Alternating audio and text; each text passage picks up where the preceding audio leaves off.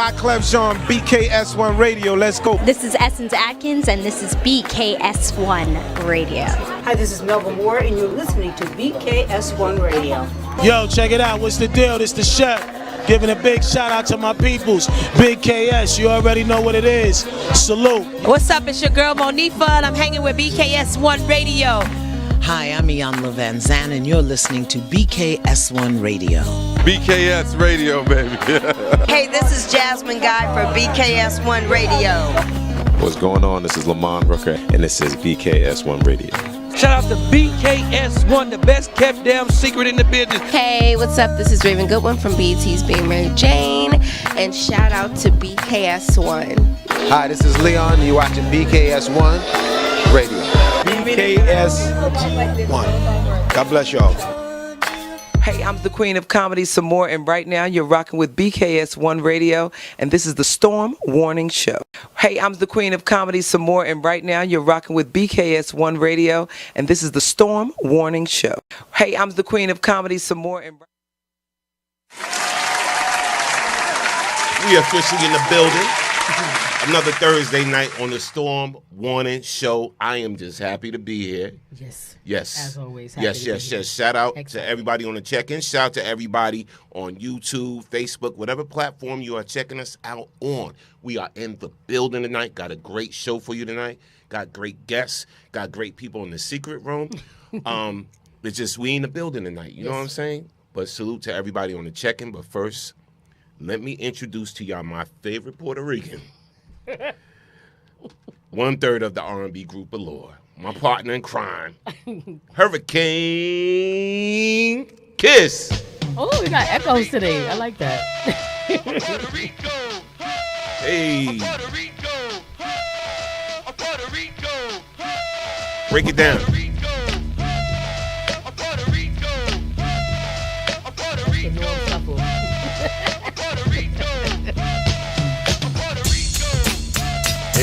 Hey.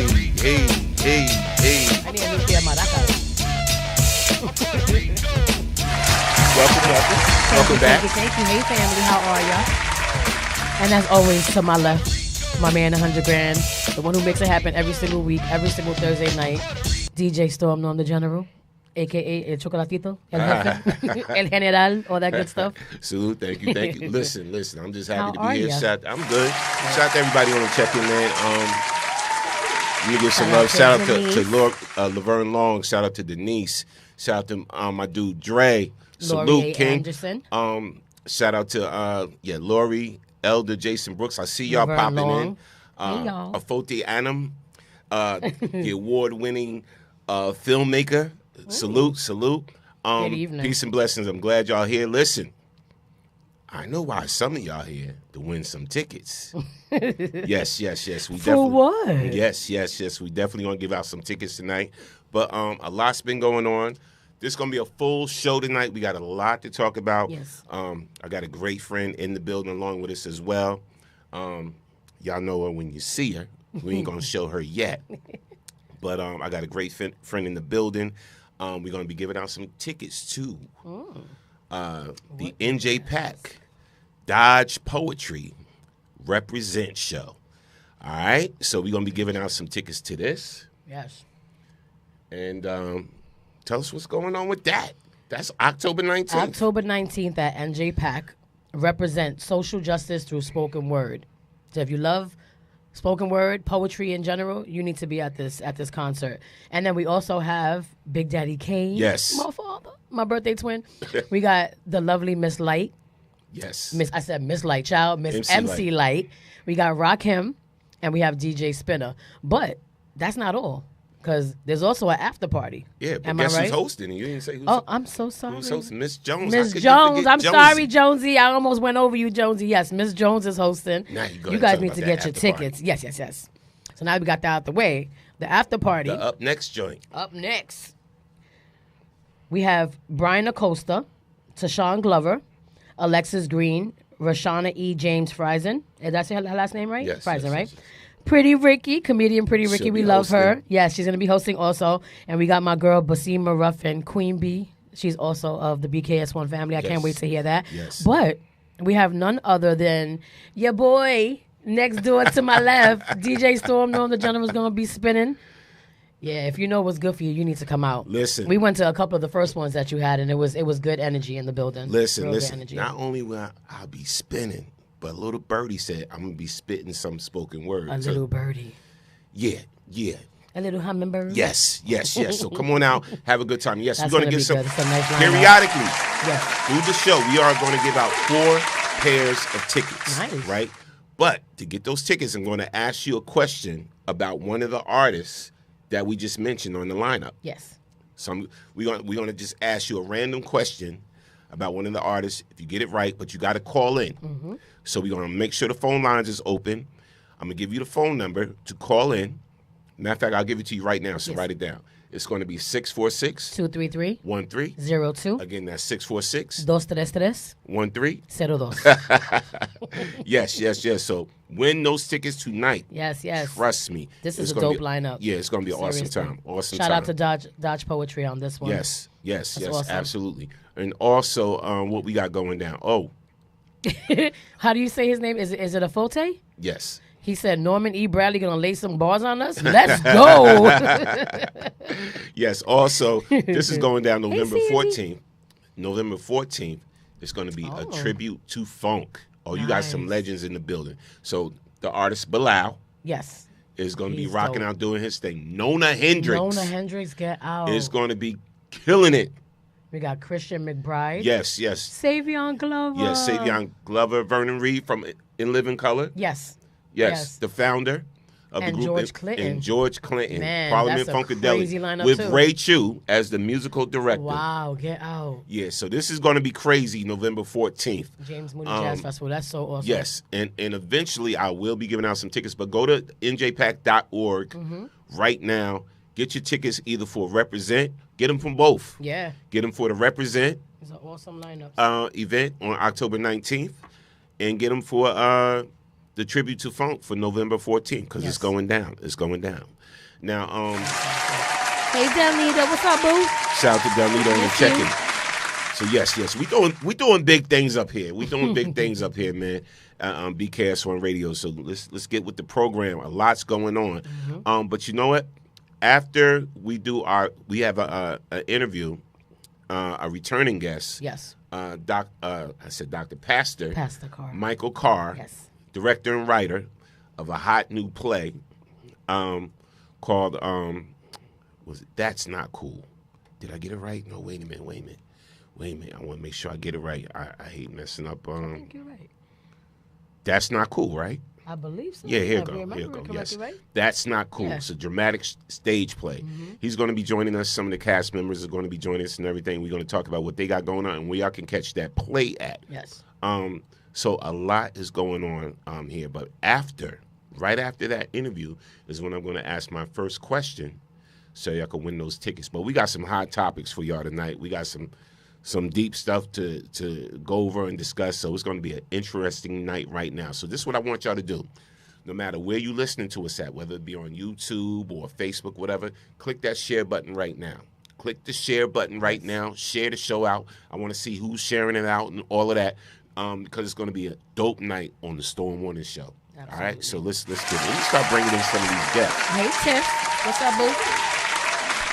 Shout out to Tiff. Let me see who's on here. I'm going to bring them in now. Let me see if our guest is here. Okay. I'm going to start bringing the guest in right now. Let me see who pops up. And while we wait for them. Oh, we got some time. But I want to just talk about a few things that's going on. So, a lot of craziness has been going on. Mm-hmm. But I do want to give my prayers and condolences to the Houston family. Yes, absolutely. Yeah, prayers and condolences to the Houston family. They lost the matriarch, Miss Sissy Houston. Yes. Rest in peace, Queen. You've seen it all. You've been through a lot. You was one of the greats. Oh. So salute to you. And all I can say is she's with her babies again. Yes. That's peace. And I gotta definitely show that she's definitely with. Oh man, that's still hard to look at. Yes. real. Remembering 3 generations. 3 generations. That's crazy. Yes. So prayers and condolences goes That's out not to showing, Mariana. the Houston family. Peace. I see y'all ready to talk. I see.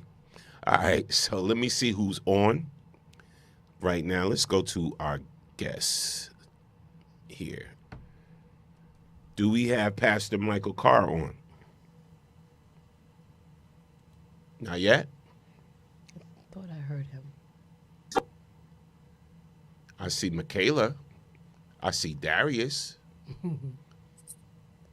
Do we have Pastor Michael Carr? All right, while we waiting for Pastor Michael Carr to drop on the show. Out the camera. All right. Okay, so anyway, let me talk to you about this. So everybody's been in this uproar about Diddy and all of this and what's going on with Diddy and the whole nine. Just today, he got his court date for May 25th. But his mama came, his kids came, all of them, whatever. What I didn't like is that the crowd was jeering and making negative comments to his mother. You know, screaming negative comments and everything like that. Let me tell you, I don't care what somebody's son did or whatever like that. You don't have to come out and come after the mom. So that kind of, pissed me off. You know, I'm not a big Diddy fan, but again, that kind of pissed me off because you really don't come after the mom for what the son did. You agree or disagree? I don't agree with any elder being disrespected or anything like that. But I also have to look at it from another perspective, and that perspective being just the stuff that I've seen online, the way they correspond, the kissing in the mouth, things of that nature, the jokes between them two about going to the strip club and him being so proud of her because she could lay her hands down flat. I just feel like I've never agreed with any woman, right, mother at that, kind of like cheering on their child, period, whether it's the daughter or a son, just because they're your child. Wrong is wrong, right is right. When they're wrong, you should stand in that mud with them. And I just feel like if all these things were happening after all this time, as a mother, shouldn't you have stepped in and said, maybe this is a little bit too extreme, maybe it's a little bit, too overboard? Again, I don't condone speaking at a grown woman like that or whatever, because respect is respect. Right. But I just feel like as a mother, I could never sit there and watch what's going on and know about it, because I'm sure she knew about all these things that were going down, and allow your child to just keep on going with it, and then allow it to progress and get worse and worse. Right. How do you sleep at night knowing that your son is behind all this malicious crap? I couldn't do it. So I can understand the anger from certain people or whatever, but what can we do? You can't stop internet thugs. You can't stop opinions. Everybody got one. Put it this way: if I ran into Jeffrey Dahmer's mom, am I going to hate her? Am I going to be mad at her? Am I going to want to fight her? That's my whole thing. Can we really blame? And this is a topic for another time. But can we really blame the parents for the sins of the child? In all cases, what do y'all think about that? Can you blame the parent for the sins of the child? Y'all put it in the comment section. I'll read y'all comments. Let me see if we got our guest on. Let me try again. Do we got Pastor Michael Carr on? I think they're trying to figure out the camera situation, maybe. I heard his voice before. No? Okay. If you guys can hear us, you guys have to turn your mics on, unmute them, and also if you're going to be on video, turn your camera on as well. Because we're not sure if you guys are actually active right now. Oh, let me see something. Let me see what we got going on here. Because it looks red, like it's muted.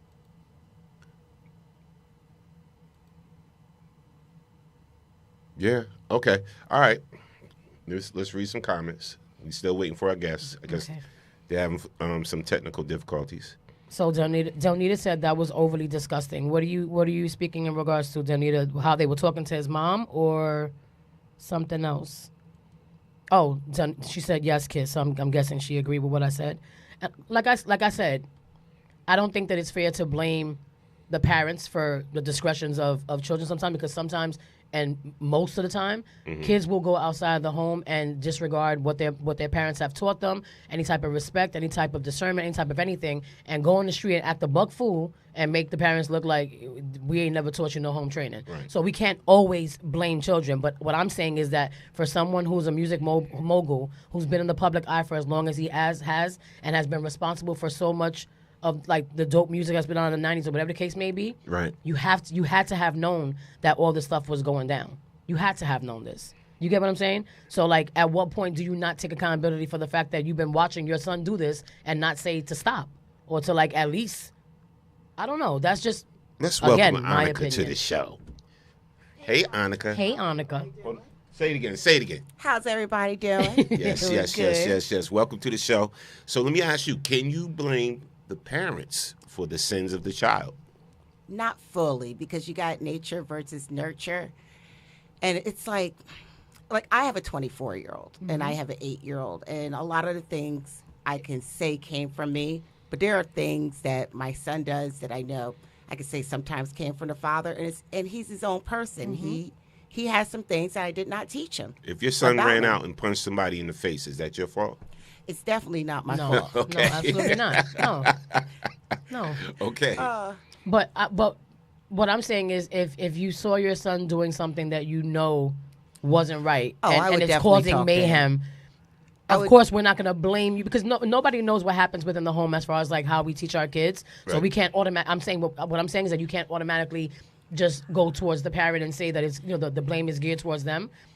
But I'm pretty sure that you wouldn't allow him. You wouldn't sit around and just watch him. This is create true. chaos. But at You know the what I'm same saying? time, when you become an adult and you have your own money, no matter what your parent says to you, right, you control your destiny at that time. A lot of times parents have control over their children because of the money factor. And you have control over, no matter how much money your kid is making, especially if you're, normally a parent has more money than their child up into the late 20s to the 30s. Right. So once he got that money took power of him and took his mind. So maybe at first he started with just having fun with a bunch of girls. And then maybe that became boring to him because, you get bored after a while. And he had so much money, now he's having orgies. And then he had so much money, now he wanted to do a little something different. Yeah. Then he bought all the baby oil in the goddamn store. in the country. In the country. I still say COVID happened, and he was like, oh, shit, they shutting it down. I got to buy all the baby Let me oil. find out. Girl. Yeah. But it's like insane. you just keep going. And a lot of people don't realize once you're in that industry, things are different. It's a thing of power. It's like for you sure. walk into a room and there's drugs everywhere. There's people partying. And what a lot of people don't realize when you're in the norm section, Don't watch your normal, mouth. more Watch your mouth. All right. where you're not in the industry, you're not seeing those things. And those things aren't being broadcast out loud. And if it wasn't for the websites and it wasn't for Instagram and all this other stuff, you still wouldn't be seeing it. This Right. stuff has been going on since the beginning of music. And not saying it was going to that level, but it's been going on for years. It's Right. just now getting shown because of what's going, it's because of the internet. It's not new. Yeah. No, I agree. Let's read some So comments. we have some comments. So Alicia said, so Donita said, yes, how they were talking to her. And then Alicia said, you can't blame her for what he did. A mom is going to support their child. But we don't know what she has said to him behind closed doors, which is true. Melissa Gaither also said she may have spoken to him, but he's a grown man, so we don't know. Facts. Right? Facts. Donita said, yes, because I was that child. She had to. Lori said yes because why and how, and do you know where your children are? Donita said he was getting those blonde wigs to shut her up. You know what? I can't. No. Lori said we are responsible for teaching them from doing right from wrong. Donita's laughing, and Jerome said, "What's up, Norm?" Jerome Mason. What's good? Salute. And I, like I said, I agree with that. Like I said, that's why I said we're not there 24/7, so we can't say what conversations have been had or whatever the case may be, but in the back of my mind, there's something about it that kind of screams like, you knew. Right. You knew. And listen, there's but so much I could say. You know, we've been in this industry for a long time. We've heard things. We've seen things. We've been in the mix of things. I've seen and heard conversations. So that's what makes me feel like you were okay with what he was doing. I'm gonna say that. All right, we're gonna come back to that. And it is what it is. But I still don't agree with disrespecting, elders like that. Like you can, because they're still doing it in front of the kids too. You know what I mean? The kids are already suffering enough embarrassment, even though they were at the parties too. But listen, if that's the case, don't even ask me. Absolutely. Let me see if we got our guest on. Yeah, I see a couple of people. Writer, director, Pastor Michael Carr on. Can you unmute if you're there?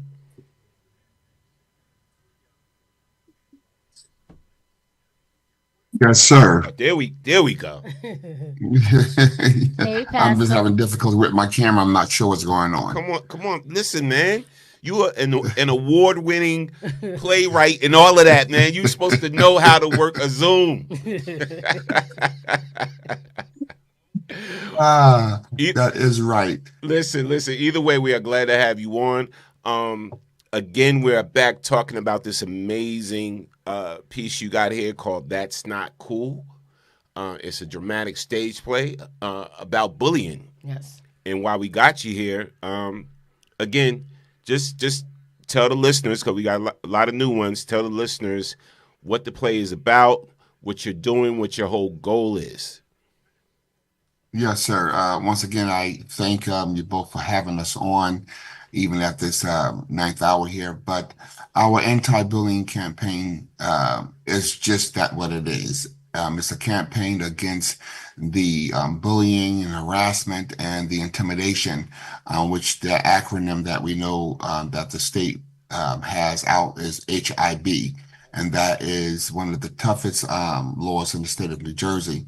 But unfortunately, the federal has one set of numbers and the state has another set of numbers. And so the reporting of these incidents aren't where they should be. And we have seen the numbers climb. Most are trying to water down the bullying, but it can't be watered down because it is one of the leading causes of suicide and the traumatic experiences that our youngsters or our scholars have. We're not talking about the typical name calling. It has escalated into something that is just have not been seen before. So we were blessed to have this come to the actual stage from a theatrical piece to introduce and to remind that our scholars are being scarred and traumatized, and our parents need to get involved. Our communities need to get involved, and they need to create a safe space where that they can come and begin to deal with these traumatic experiences that our scholars are having. And then some are not just bullies. You have our youngsters coming to school, and unfortunately, they're having troubles in the home that is unknown. And so there's a whole climate of things that we need to address. And so we figured if we put it in a theatrical piece and put it in the face of the individuals, they would actually begin to see what the causes are and what effects that they have. And our cast has done an amazing job. It has been a very rewarding experience to a lot of them. Some have even, if you want to say, gotten somewhat their deliverance or their release because they see exactly what has happened. And that's what we hope that everyone begins to take away. And we can open up the actual discussion, have that dialogue and a safe place, because people want to have a place where they can talk about this particular incident or this situation, and we want to give them that space. Now, I'm glad you shared that with the audience. One of the things I've never asked you, Pastor, the last time you were on our show was, were you ever bullied? Big time. Big time. There are several instances that I was bullied. It started out as a tease, and I was told, they're just picking on you because they don't like you, or this, and the other. It will go away. But then it began to grow, and then it began to escalate, wherein that there was fear. My lunch money was being taken. I had to go home a different way because I didn't want to run into the one that was the bullying. But one day it was found out that I was running away, and I was told, if you run this time, not only are you going to get a beat down from them, but you're going to get a beat down from me. You stand up to the bully and don't allow that to happen. And I was asked, had I told the teacher? And I said, yes, I told the teacher, but it seemed like even the teacher was afraid of them, you know? So we really didn't know. And they had a name. Their name was recognized throughout the whole school, and the family really had a name. So the reputation preceded them. So I guess hindsight is 2020 to now fully understand. Yes, I was bullied, but when I stood up to the bully, I gained respect. That didn't mean that they stopped, but I gained respect from the bully. Right. No longer bullying me, but they bullied other people. Wow. But where is that bully now? Sad to say, as we say on the tagline, bullies never win. If they don't change, if they don't change and come to reality, they're either, as we say in the play, will find themselves behind bars or in a cold grave. Wow. Wow. Now, okay, so I see some of the cast members look familiar. I see some of them up there. I remember when you brought all 72 of them in the station, in the studio. But they were all cool. I mean, when I got a chance to talk to them, and we got a chance to talk to them one by one, everybody's unique personality, I could see why you chose them for the play. And the title, That's Not Cool, it speaks for itself. Did you come up with that title, or did? Yes, sir. Okay. Now, what I want to ask you this time, where's the venue at this time? The venue listen, this is a blessing. We are going to the city of East Orange at the renowned Cicely L. Tyson School of Performing and Fine Arts. That's awesome. 35 Winding Street, East Orange, New Jersey. And let me, yes, for those that can see, we are going to post that address in the comment section and after the show. And the rest of your cast or crew, they can open up their mics as well. And you can actually bring them on. I'm not sure who you have with you tonight. Tonight is just a few.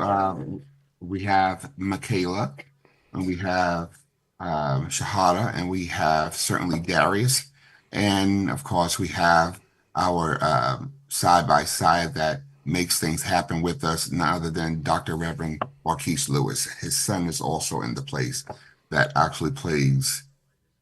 Who do he play? Timothy. Hey. I was trying to get the Rev to say it. But he does play Timothy. Okay, yes. So there we have it. We have again, we have Michaela that's playing Kim. Y'all come off of mute. And we also have Shahada that's playing Lisa. Some would say the teacher's pet. Yeah. And then we have the person that stands up to the bully, Darius. Okay, Darius. Is Play Bob. Okay, so is my mic on? So yeah, Darius, we can hear you. So while we got you on, just tell us a little bit about your character, and how is your character different and similar to you in real life? In real life.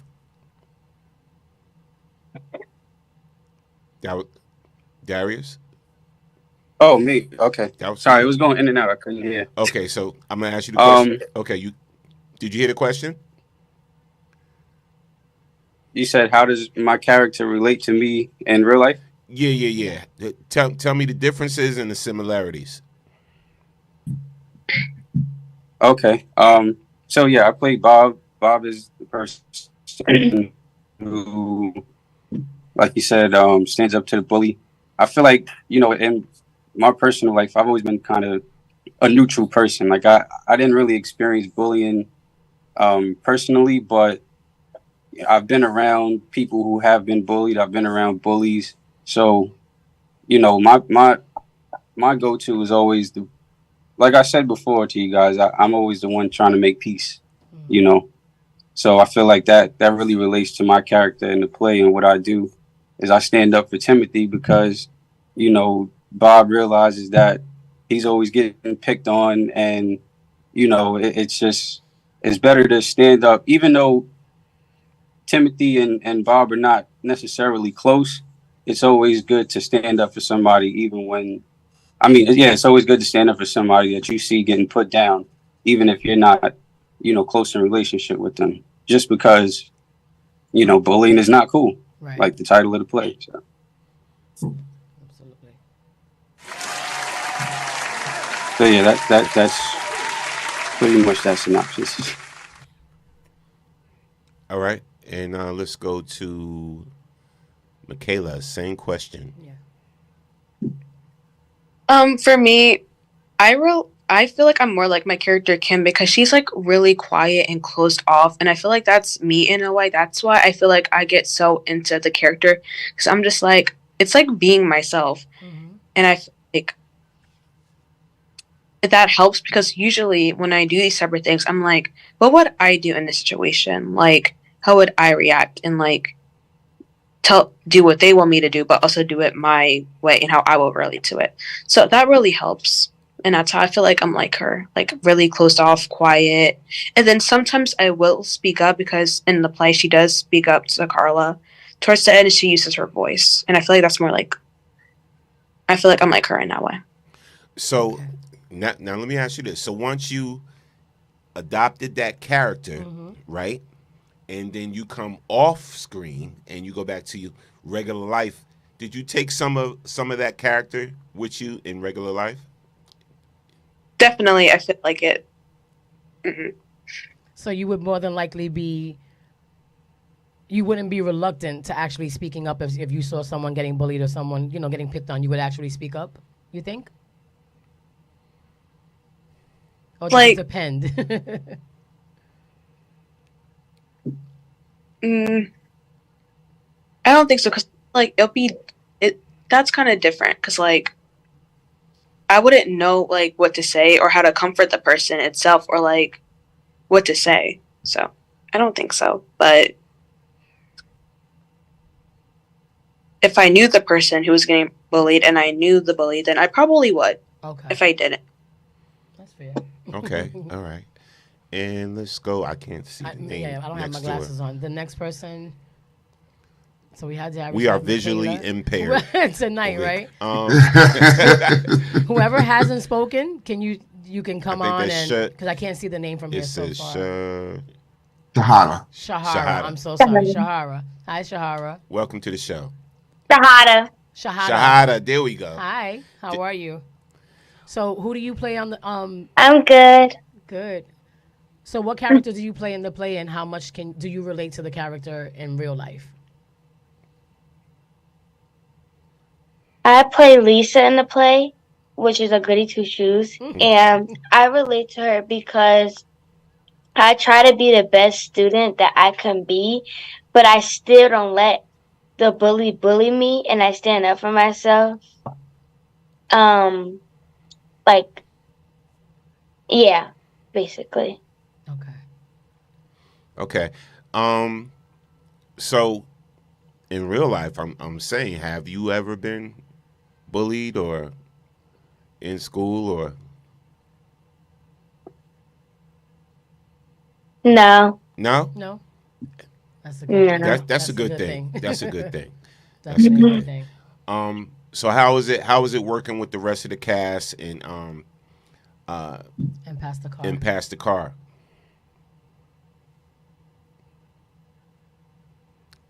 What was your question? How is it working with the rest of the cast and pass the car? I feel like it's working well because it gives me an opportunity to show myself more and to get myself known more. And it's a way to also be able to do something that I love and to have fun with it.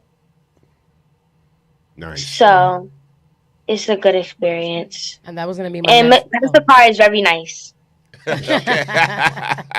That's awesome. And that was gonna be my next question for the entire cast, where everybody who's on right now is acting something that you have wanted to do all your lives, or is this something kind of like brand new that you guys picked up? Anybody can answer. It doesn't matter. Remember, we got Marquise. Oh, I'm so sorry, Marquise. Yeah, see, I can't see. Lord Yeah, Jesus. see, I I'm sorry, can Marquise. see. I can see. We got Marquise. So we'll come back to that question. Marquise, you have to answer the first question. Unmute. Sorry. Yes.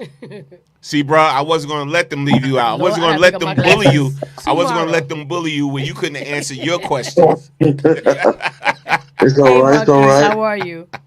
I'm fine. Good. So my son Mason played Timothy, but I'm also the public relations person for this whole play. Okay. And I'm the person that makes sure that we get venues and promote the play. But it started off with me just bringing my son to audition. I have an arts background. I went to arts high school, the first performing arts high school in the country. So I always had a passion for the arts. So when my son joined the cast, I just bought into it, and I just went to Pastor Carr and like, what can I do to make this message, be heard by a larger audience? So that's what I basically do is just make sure that people hear the voice of these young people who are passionate about this campaign to stop the bullying, and myself, being from the arts background, but choosing politics over the arts. Okay. I understand that, it's some politicians that need to hear this message. Absolutely. And it can help legislation. It can help put a light on a stronger legislation to stop the bullying, because often the bully, sometimes become the person that's in power who not used to power. So once they get power, they use it to bully other people. And, just like we got somebody trying to bully themselves back into the White House. But, we have to shine the light on bullying altogether and let them know that it's not cool. So this is a campaign that is going not just in Newark, but beyond Newark, beyond New Jersey. And we're trying to make this a national campaign. Yes. Absolutely. Definitely got to clap that up. And again, I got to ask you, how is it working with my brother there, Pastor Carr? Oh, Pastor Carr is whoop. Pastor Carr keep you on your toes. Listen. I be sometimes I have to tell my wife it's only Pastor Carr because he texts me 5:30 in the morning. Make sure you do this. Make sure you do that. I'm like, just Pastor Carr. Just Pastor Carr. I don't want to sleep on the couch. That's that passion right there. Yeah. Passionate, and I think I think Pastor Carr took plays in his life and his experience and put it on the stage so people could see it. And sometimes we as artists use art to really express ourselves. And I see his passion in it. And, I bought into it because I saw that someone who's doing art but not fake about it, who's real about it, who's passionate about it. And I just connected with him from the start. Listen. One thing I could tell you is that I know one of my partners here at BKS1 Radio went to see the last play, and she was like, it was awesome. She was like, amazing. And the last time you guys were here and everything, I had spoke to shout out to Councilwoman Terry Briggs, because she's listening again tonight, but she listened the last time. It's like, no, we got to bring this to Plainfield. Now, the reason why I haven't reached out to Pastor Carr is because I know there's been some changes at the Plainfield Performing Arts facility, right? But there's good changes as well. But definitely needs to be brought to the Performing Arts Center, and something with a nature, a tone of talking about bullying. Yeah, that should be brought to an even bigger stage. You know what I'm saying? So like, like NJ Pack and places of that nature. So I mean, I see it happening. Yeah, I mean, it's definitely a topic that's been happening for so many years. Yes. And not that it's not talked about, but we need more of it. Facts. Because it's still very relevant. I don't, people don't talk about it as much, but when you look at the suicide rate, it's so sad to, when you see stories about kids so young, 7, 8, 13, whatever, hanging themselves, like it breaks me in half. So this is I'm really like grateful and I thank you guys for even absolutely just shedding light on this topic because it needs to be talked about on an everyday basis. You know what I'm saying? Like it's a beautiful thing.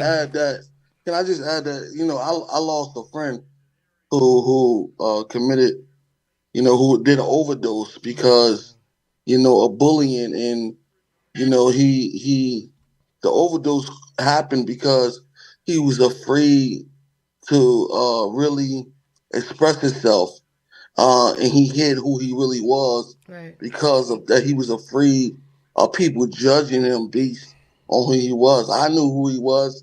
I accepted him I'm a straight man, but I accepted that he wasn't straight. But he was hiding it, and I think it killed him to the point where he overdosed. So I think that this whole bullying campaign sheds light on that we can't judge people because they may be different from us. Facts. But we got to love each other. Facts. We definitely lost sight And of let me that. just piggyback on that because that it depicts one of our characters that's in the play. Matter of fact, 2 of them that are in the play. The play center around overdose of drugs. Mm-hmm. It deals with sexuality. Okay, and it just deals with the bully frame of mind and mentality of power tripping, if you will. Just doing it for the fun because they can, and believe it or not, it's the female that actually does that. So it's not always the male species, if you will. And the 2 words that centers around the whole play is acceptance and respect. Wow. So how could people get tickets in advance? Again, give the address out where they could go see this awesome piece here. That's Not Cool. How can people be a part of it? Support, yeah. And come and support. Well, they can definitely support by going to our website, www.iep365.org. IEP365.org. IEP right. 365. Yes. .org. Okay. Right. I'll put it in the comment section so you guys can writer, director, producer, Pastor Michael Carr and his amazing cast. Please go support and check out the play That's Not Cool. And one more time with the address. Yes. 35 Vining Street. That's in the city of East Orange, New Jersey, right off of Williams. Again, my brother, keep doing an amazing job. We definitely will have a conversation soon. Trust me on that. Trust me on that. We're definitely going to have a conversation soon. Cass, I appreciate you all. Just great people, great individuals. I had the pleasure of meeting most of you the last time you were here and everything. Keep doing what you're doing and keep spreading the word and bringing awareness to a serious problem. Thank you so much. Thank you both so much. Thank you, as always. Thank you, and God bless. Bless you. Take care. Good night, guys. Thank you.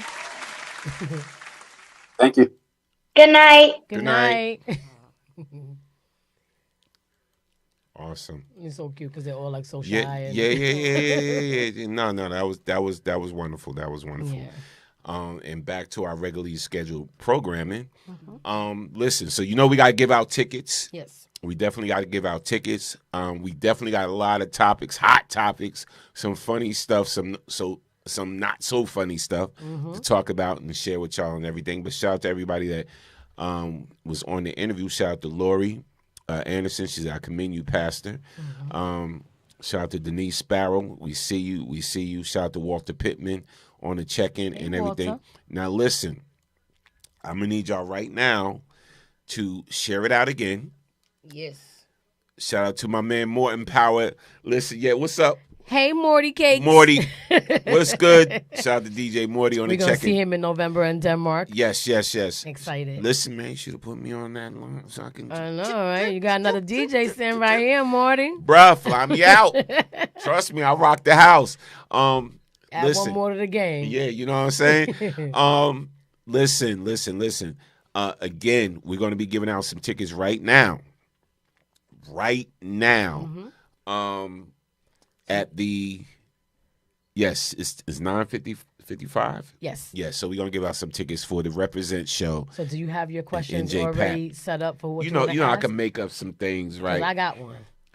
Okay, you got one. I mean, So it's so listen, easy you because go y'all fir- at you home. go See, I get to cheat. No, but you go first because you got it already. Me, I got it. Okay. Good. Okay, so the first question that I have for the first person who can win a pair, right? And you have to call in. Do not put your answers in the comment Don't put your section. comments in the app. Right. Thank you. Don't comment in the comment section. You have to call in. You have to call. If you guys didn't I'll get put the in number, the number. Yes. I'll put the number in the chat as well. But the number is 646 233 1302. 02. Again, 646 233 1302. Yes. Yes. So the question that I have. Share it out right now. This is it might be an easy one. But the first question that I have is, when is Big Daddy Kane's birthday? Oh, wow. When is Big Daddy Kane's birthday? I thought it was going to be something easy. And if most of y'all get this wrong, y'all shouldn't be following me on Facebook. We ain't really friends. I'm just kidding. Yes, so that's the first question. But you got to call in. Remember, call in. Big Daddy Kane's birthday. When is it? What is Big Daddy? You got to call in 646 233 1302. Yes. The phone lines are open? Yes. Phone lines are open. So whoever has the answer to that first question, call in, and El General will give you a pair of tickets. A pair, right? Yes, Yeah, a pair of get a tickets to join us on October 19th for the Dodge Poetry Represent Social Justice Through Spoken Word, featuring Big Daddy Kane, Rakim, MC Light, DJ Spinner, and then we also have the after party with a slew of people. Brian Acosta, Alexis Green, Tashawn Glover, Rashana E. James Friesen, comedian Pretty Ricky, and Basima Ruffin. And we also have your boy over here, DJ Storm Norm, spinning but and listen, also spitting there's rhymes. some surprises I can't even really tell y'all about. Oh. There's going to be more people actually on the show in the lineup. Even Mayor Raz Baraka is rocking some poetry. Get out. No, he's spitting that's some great. spoken word. Uh-oh. All right, the first call that came in was caller from the 732. State your name, where you calling from. Denise Sparrow from Person. Hey, Hi, Dee. Hey, Denise. Hey, y'all. Hi, boo. All right, wait. First and foremost, I have to ask you, D. How are you, my love? How you holding up? I'm doing. I'm holding up. You holding up? Thank you. Kid. Okay. Yeah, I'm doing good. You Thank really you. been on my mind. Yeah, you always in my prayers. You know this. Yes. I got to do better with reaching out, too. I Thank always you. say this. We let life consume, but you know I love you. You know I love me some you. Now listen. Yes, So I if know. you're calling in, Smooches, hugs. if you're calling in, you must have that answer to the question. Uh-huh. Yes, I am. Yes, I do. Yes, I do. Okay, so It's Wait, that's what is okay, Big Daddy this Kane's is a birthday? Twin birthday, September 10th. Is it? Ew. Yes. Yup. Ow. Yes.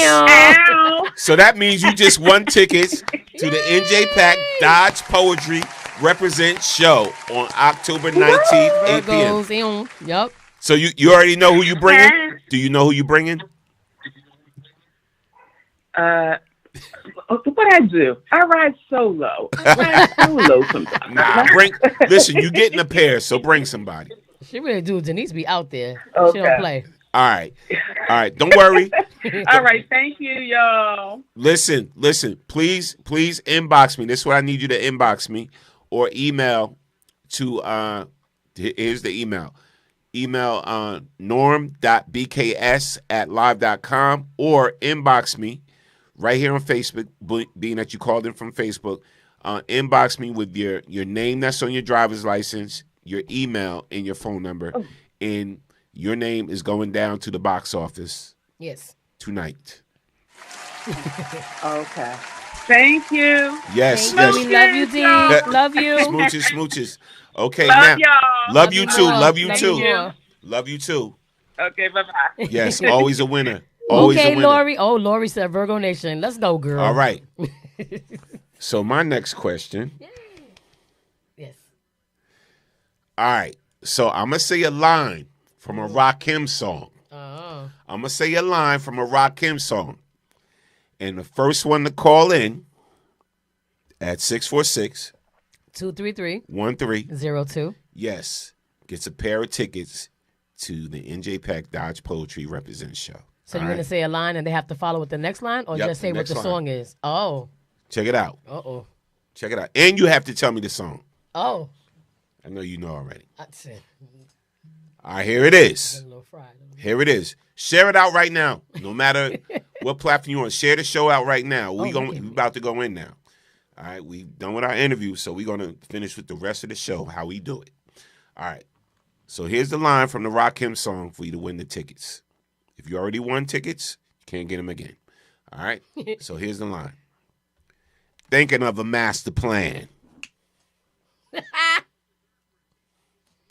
That should I'll give be you the easy. line again. Thinking of a master plan. Call in 646 233 1302. 02. Let's go. So while we waiting on that, we gonna wait. We gonna wait. So the first person to call in. Meanwhile, we can continue. I want to give a shout out to the sponsors. One of the sponsors tonight of BKS1 Radio Storm Warning Show is Best in Town. Best in Town Restaurant in Plainfield, New Jersey. Shout out to them. They actually donated to our movie night that we had. They donated to our movie night. The food was delicious. That's Thank you, dope. Best in Town. That's so good. They did the Rasta pasta and the jerk chicken salad. Listen, that Rasta pasta right there Insane. and Insane. that jerk chicken salad right there is Insane. no joke. So salute the Best in Town. Yes, yes, yes. So again, if you want to win them tickets, give me the next line to Rakim's song. Thinking of a master plan. All I'm right. surprised this phone ain't ringing as fast Yeah, as yeah, it is. yeah. All right. So we'll come back. We'll come back to it. We'll come back to it. We'll come back to it. Yes. Some people may know. Some people may not know. Now, all right. Let's go into our show. Yes. Let's start with the funny, and then let's get to the serious. Start light and get serious. So, Okay. it was this.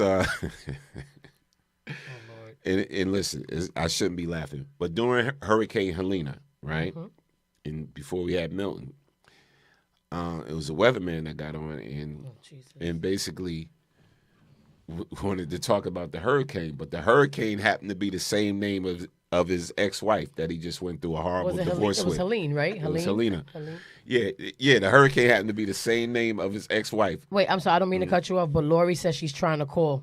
What are you getting a busy signal, Lori? Hold on. Try one more time. 646 233 1302. Try to call again, but go ahead. 646-233-1302. So the weatherman's ex-wife was named Helena. So he had to get the report. And he just started blacking out. And I was like, oh, dude is not doing this.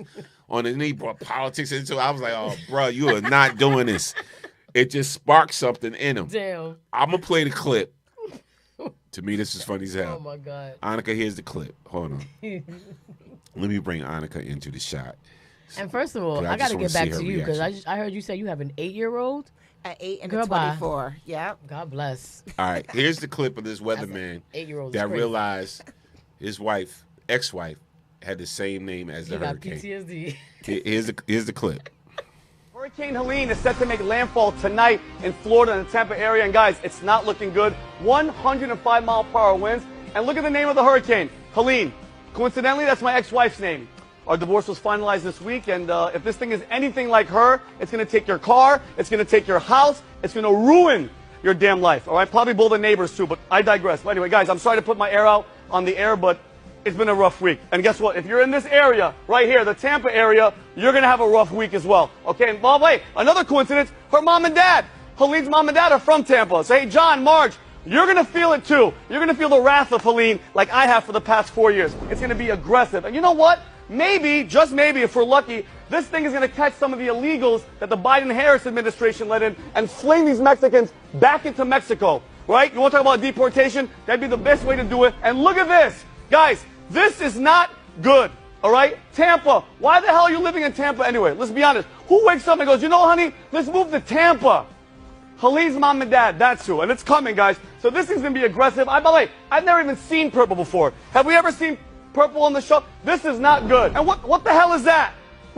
This can't be good. You know what that looks like? That right there? That looks like Satan's butthole. And there he is. And if you live there, you're going to feel the wrath, just like how I felt the wrath of Helene. So Robert, Mark, thank you guys so much for raising a daughter that ruined my life. If you're in Tampa, get the hell out. I'm done. Hurricane Helene is set to make landfall tonight in Florida and the Tampa area. And guys, it's not looking By the way, y'all, he got fired.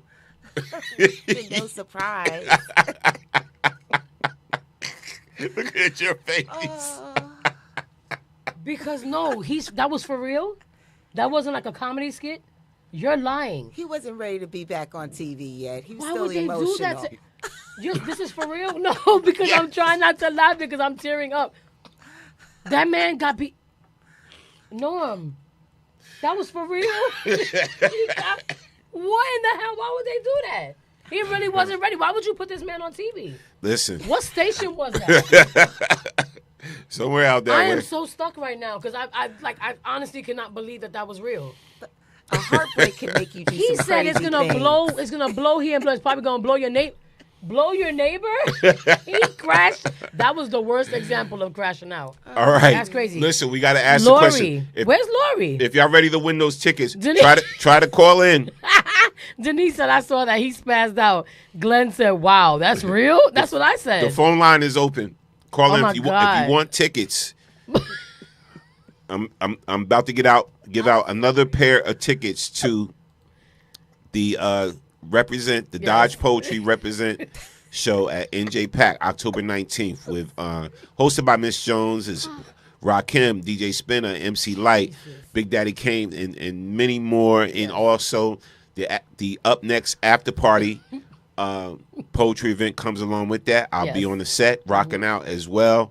All of that comes along with that. So if you want these tickets, you got to answer this question. You got to call in. Do not put the answer in the comment section. You got to call in. All right. So, Rakim's line in one of his songs. I want the next line in the name of the song. Here it is. Rakim, the line. Thinking of a master plan. Just give me the next line and the name of the song, and you got those tickets. All right. So call in. The number again is 646. 233-1302. Again, it's 646 233 02. You already know. I'm curious. Annika, do you know it? Lori said she was trying to call. I don't know if we lost Lori or not. Look at Ori. Ori said, ooh. Ori know it? Ori, you know it, boo? My daughter better know this. She's a hip-hop head. You would have to call in. You got to call in, Ori, if you know it. So she says she's trying to call in. Is she getting the right number? Lori said she was trying to call in. 646-233-1302. Lori, if you're still on, comment so we know that you're still here, boo. All right. Share it out right now so somebody else possibly could win these tickets. We still got how many questions? Two more. Yeah. There's a second one, so we have two more. So if you don't get this one, hopefully you get the next one. Denise Sparrow just won the first two. set. Yes. Of tickets. All right. So let's go on to our next thing. All right. Yes. So, being that we talking about news people, right? That was crazy. So there's this challenge, and I'm bringing you real stuff. So there's this challenge that used to be called the One Chip Challenge. Oh, have you heard about that? Yes. I wanted to do it too. When you eat that, you wanted to? I wanted to. I would have did it. When if you eat somebody that hot brought chip? the chip, I would eat it. Crazy. All right. So now, these anchors, these reporters, one was a preppy white guy. Okay. And his co-host was a black woman that's an African. She's an African woman. Okay. So they wanted to battle with the One Chip Challenge. Here's what happened. This actually happened. I'm going to show y'all the clip. Oh, God. Here it is. Storm Warning Show. Think about that question about the Rakim to get those tickets. I'm going to show you the clip about the one chip challenge with these these reporters. Clips are all over the internet showing people taking the one chip challenge and many fail. So any bets on how Rahel and I would do? Take a look.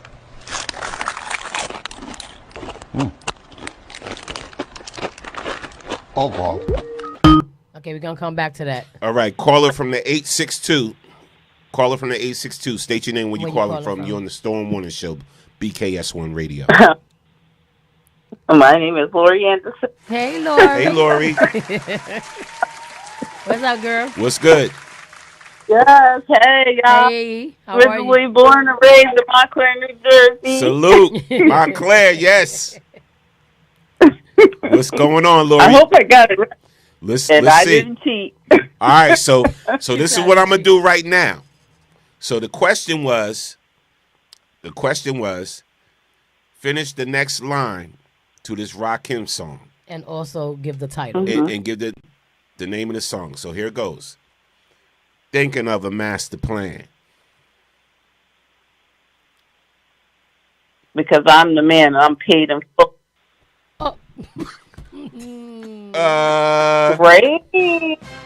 Rakim. But you know what? No. That's not it. You know what I love about Lori? That she said she didn't cheat. Because everybody's at home. Didn't. I know you didn't. I would have cheated. I would have cheated. Annika, I would have cheated. No, I didn't want to cheat. I was being too embarrassed to do that. Oh, man. Sorry, Lori Dag. You know we love you too. So hopefully you got the other question coming up. But if you won tickets, you can't. Yeah, just call again. stay tuned and share the show out with some of your hip hop friends. Maybe they can help you out. Yeah, somebody else buy a ticket and they can bring you with them. I hope they're not listening. Well, if they are and they win, just make sure that you come with them. Yes. Mwah, mwah. Dang. I would have cheated. I mean, I know the answer, but I would have cheated. All right, so let's go back to the whole one chip challenge. Oh, man. Okay, so you were saying that you would have done it if somebody would have given you a chip. Oh, definitely. I love You know what's hot. funny? I have so many of my friends that are always saying that they're dying to see me try that challenge because they think it's going to be funny. I don't know why the hell they find humor in my pity. But because it's scary looking, like the way they be reacting. I'm willing to do it. If you got the chip, I would do it right on radio with you. Really? You know what? Yeah. If she does it, I'll do it. If we bring her back and she does it, I'll do it with her. Yeah, she I've been dying to try I'm afraid it that I anyway. just said that. Because I like spicy stuff, but that thing looking like it kills people. You would do it though, for real? I'll do it with her. Yeah. All right. I'll try it with her. Let's see if y'all do it after what I show Oh, y'all. my God. I'm Y'all nervous ready? and I don't even have it in my hand yet. Y'all ready for the clip? Yes. All right. Oh, man, that's crazy. So here's a clip of these two news people doing the one chip challenge. Okay. And here it goes. Clips are all over the internet showing people taking the one chip challenge and many fail. So any bets on how Rahel and I would do? Take a look.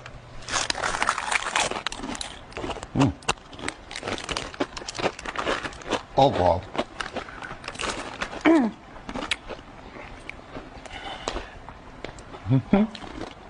Oh, I like. You all right there, buddy? You okay? You need some water? You're Maybe not some going milk? to win. Do you want Wow, to wipe? finger licking good. Yeah, that was great. Jim, there's no shame. Turn around. It's tasty. A little aftertaste kind of hits you. No sweat. Uh-huh. Oh, God. I swallowed the rest of it. There is milk here. Can we get a close-up on his eyes? Oh, my God. I should also say, to be fair, Jim. Did you eat this? Oh, my God, Yes. you did. I'm Ethiopian. My family is African. So I've been eating hot sauce since I was a baby. This isn't affecting you. Did you see the dirty look you just gave me? Jim, it's okay. There's no shame. Oh, but It's affecting you. No, I'm fine. It's just, it's spicy. It's hot. You can just give up now and drink some milk. Mm-mm. You're literally sweating, Jim. You stop talking. Okay. Can we get a medic in here for Jim?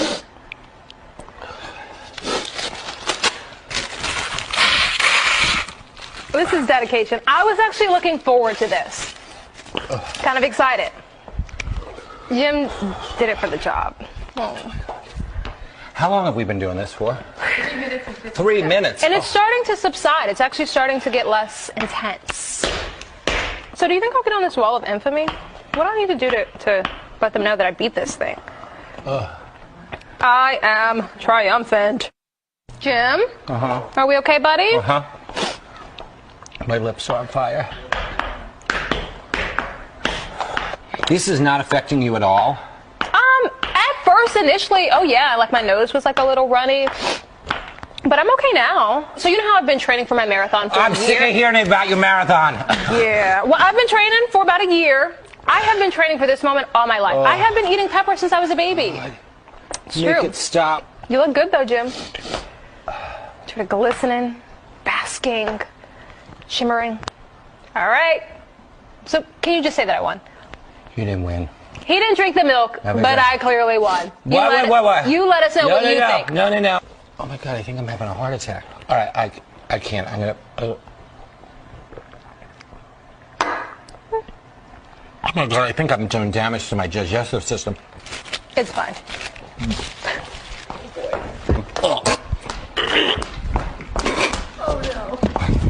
Clips are all over the internet showing people taking the one chip challenge at many Yo.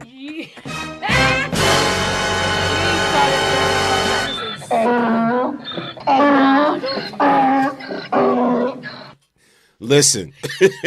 She played you, son. Can you stop talking? Can you stop talking? She played you, son. I think I'll be somewhere in between that. Yeah. You think See, so? Yeah. So you can take like really. y'all spicy keep playing food? around with I these do all the hot challenges. wing challenges at all the places. I've been dying to do that. Y'all keep playing around with these challenges. I'm not the one.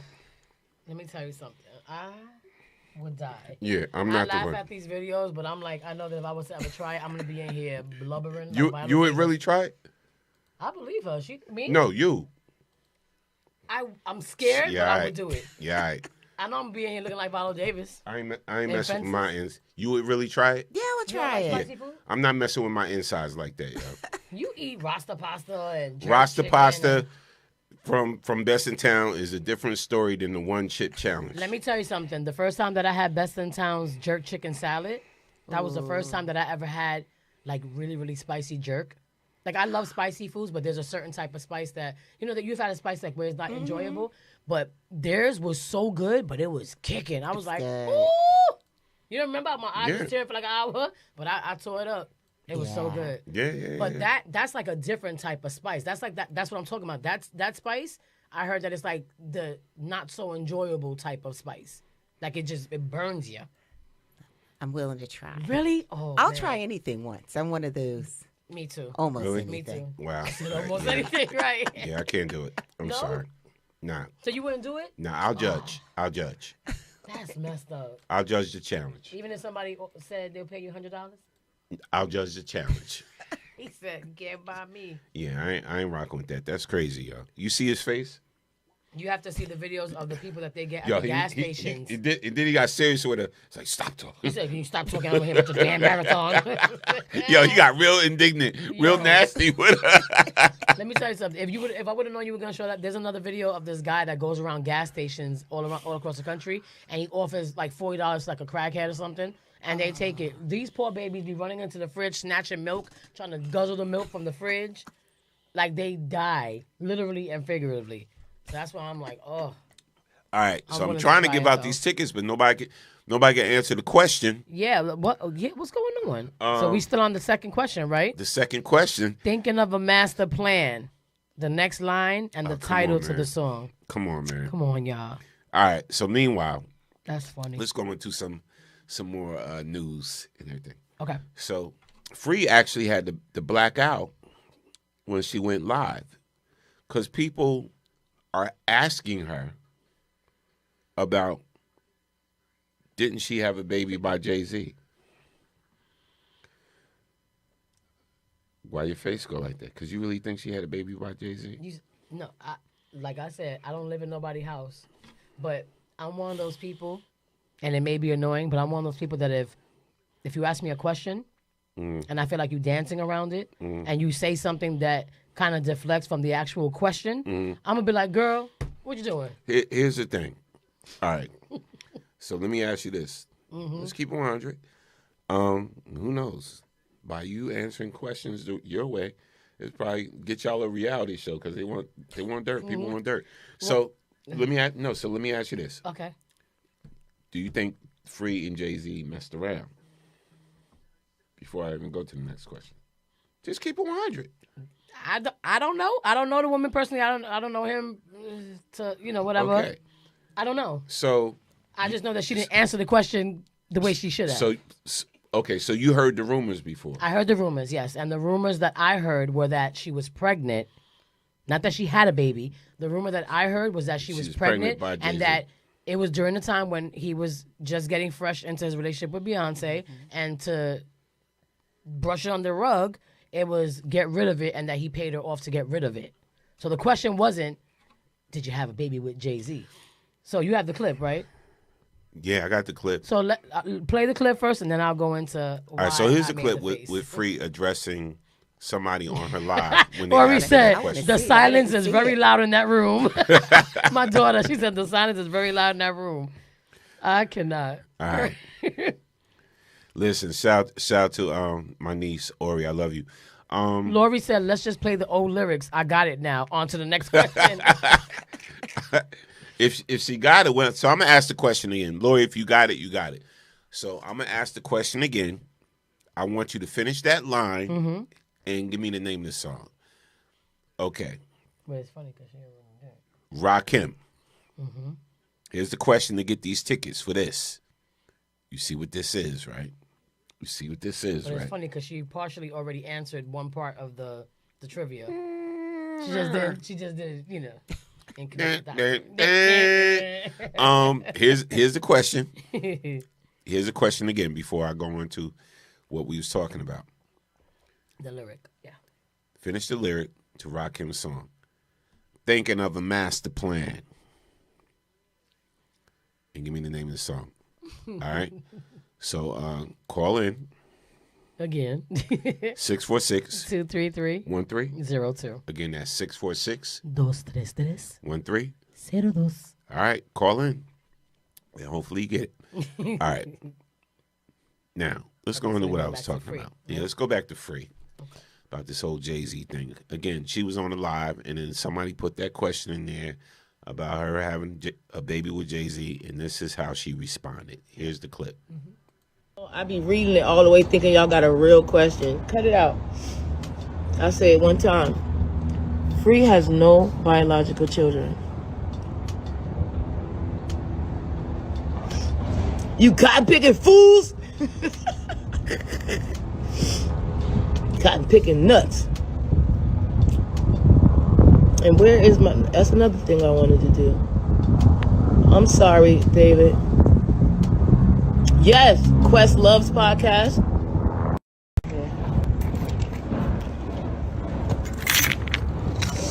I'm an outside baby. I can't... Working inside is cool, but I love working outside. Okay.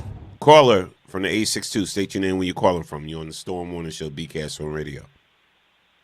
Lori Anderson making a step. Go ahead. We're going to give you another attempt. If I fail, guess what? I'm done. All right. So, again, the question to win the Represent tickets of the Dodge Poetry Show Represent on October 19th at NJ Pack. Finish the line to this Rakim song. Thinking of a master plan. Ain't no sweat in my hand.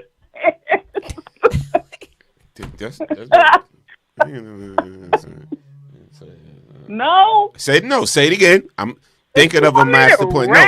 Say it again without the Ain't no sweat in my hands. There ain't no sweat inside my hand. Because ain't nothing but sweat inside my hand. That's close. Okay, that's close enough. Now, what's the name of the song? Paid in full. Okay, all right. All right. All right. Okay. She got that. I said that before. You got it. You got it. That was close enough. The cadence was a little off, but it's still the same. It was All still right, a lyric. close enough. So this is what I'm gonna need you to do. And I didn't cheat. So this is what I'm gonna need you to do. I'm gonna need you to Okay. send me the name that's on your driver's license because you gotta show your ID, and just send me it Okay. along with your email and phone number, and I'm gonna submit your name to the box office and enjoy the show. It's gonna be a great show. Thank you. My girl got my back. Yes. So either inbox me with that information or email me at norm.bks@live.com or inbox me. Okay.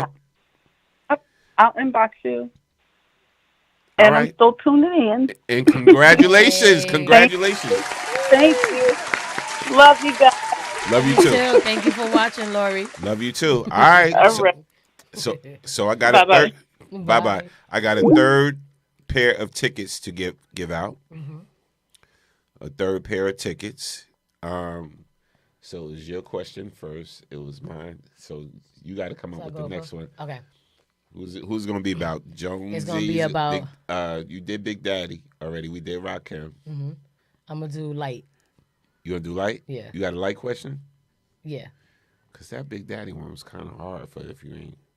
I mean, unless. But I did know he recently had a birthday, though. Yeah, my birthday. We're Yes. twins. And he's my father. How many That's times I got to right. say this? That's my daddy, and I don't mean it in a nasty way. See? I respect the man. Hey, daddy. That's Big Not like Daddy. that? And I met him, and he was so sweet. I told Okay. him about my little story and stuff. All It right. was cute. Yeah, it's cute. All right. Okay. Hey, oh, look at, I said, I'm about to say Glenn. G. All right. So. Okay. You got the light question? Yes. Dum dum dum dum dum dum dum. Dum dum dum dum dum dum dum dum dum dum dum dum dum dum dum. Da da da bum bum bum bum. You ain't got the light question. You ain't ready. No, I do. All right. Okay, wait. I just want to make sure that I'm doing the right part because I can't hear it because you're doing the Jeopardy music. Give me a second. Okay.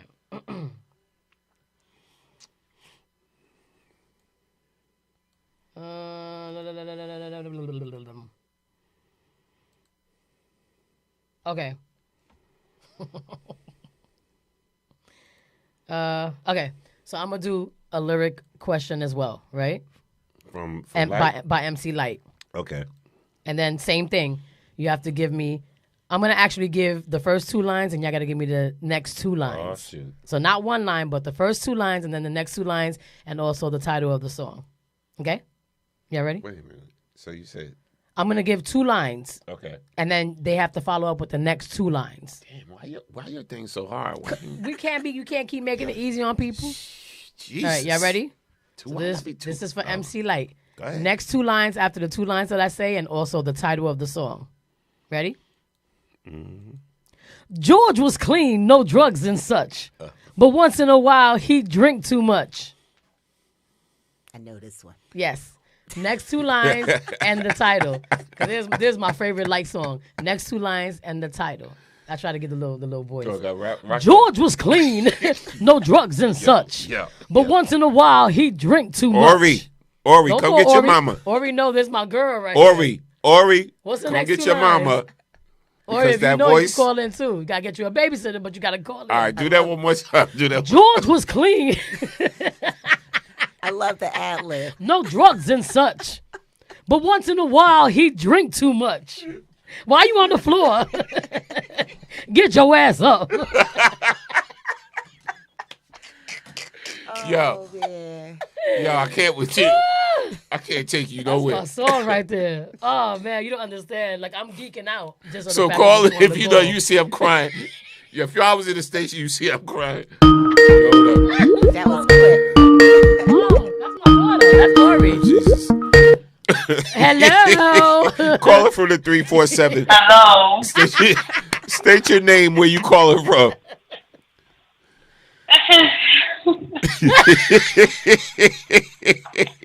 Okay. Who this? Who? Hello. Y'all are giving. She can't even breathe. She can't even get it out. This is Ori. Hello, daughter. Hey, Ori. What's up? Hello. Me and Y'all my are daughter. too easy with these things. That's not Why would easy. you do my favorite song at that? Well, I mean, if you know the next 2 lyrics and you want to What- get the tickets, what is it? What's the next? Do I got to do it again? Of George course was I know clean. it. No, you don't. I Okay. already, Okay. Wait. Yeah. Actually, no. Yeah. Do it again. Do it Okay. again. Do it again. Here we go. But you got to do it in her voice, too. You got to follow up. Ready? No. I can't do it in her voice. Come on, don't do that to me. Don't. All do right, that all right, to me. right, No. all right. You ready? You ready? Yes. She got me laughing now. George was clean, no drugs and such. But once in a while, he drink too much. Hanging in the club where they play rockers, him and his friends drinking vodka. That is What's the name Poor of the song? Georgie. Yes. Yes. Yes. All right, now I listen. know my baby knew it. She a hip hop head. Listen. All right. I gotta be professional for a minute. I know. So send me, inbox me your name or email me your full name in your email, and you get 2 tickets to the Dodge Poetry Represent show at NJ Pack on October 19th. Yes. Everybody gonna be there. All right, no problem. All right. Now we got to work Great on job. babysitters. Good job, girl. Great job. Make my life harder. Love you. Love you too. Look at my, y'all give me some easy questions. That's not easy. All right. All right. I'm gonna give out one more pair. Okay. One more pair. It's the last pair. Okay. All right. So Let me, but I'm still crying. You see, I got tears in my eyes, right? Yo, because I'm laughing ever since. Remember we did the video together? but was that the song? It was the song. Me and Norm were in the studio one time after the show, and we were just in here just vibing. We did an after show.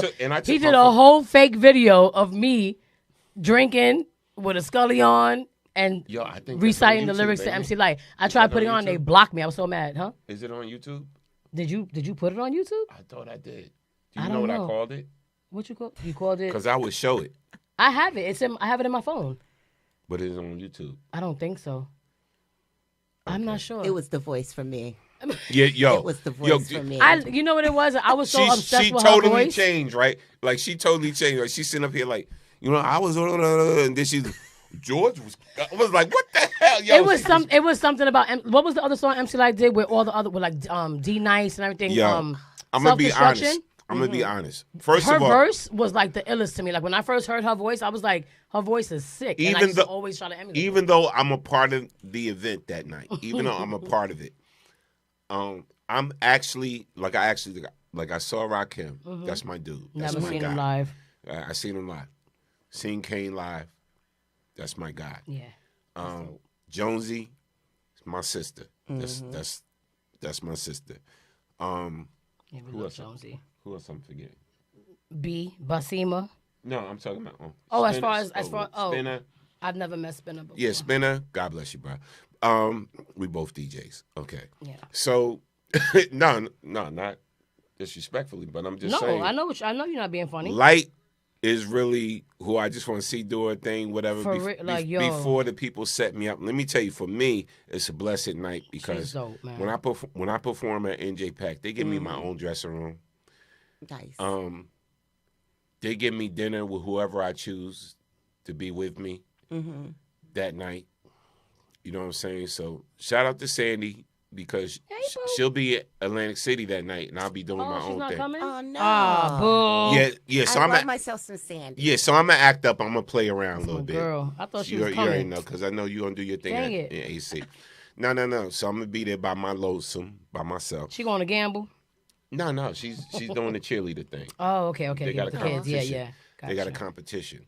So, yeah. So I'm gonna go there and I'm gonna have fun. Shout out to NJ Pack. They treat me like a king. Trust me. Dressing room, dinner, tickets to the show. NJ whole Pack is a nine. dope venue. Then they rushed me out before the show was over to do my thing, set up and do my thing. And then that night it would be up and coming poets. Once y'all come out of the show, it would be up and coming poets right there. Me set up, whatever. Poets do their thing, blah, blah, blah. And then I rock out, do a little set for y'all, whatever. Y'all dance, y'all shout, y'all lift your hands up. and act I up. might have a little something. I might got a little And something. Yeah. So it's gonna be a beautiful night. But yeah, so we got one more. So the next one's on me. Yes. So who we didn't do yet? So we did Kane, we did Rakim, and we did MC Light. So I'm gonna do me. So this is somebody that gotta know. No, I'll do Jonesy. Yes. I'll do Jonesy. Okay. All right. So here's the question. All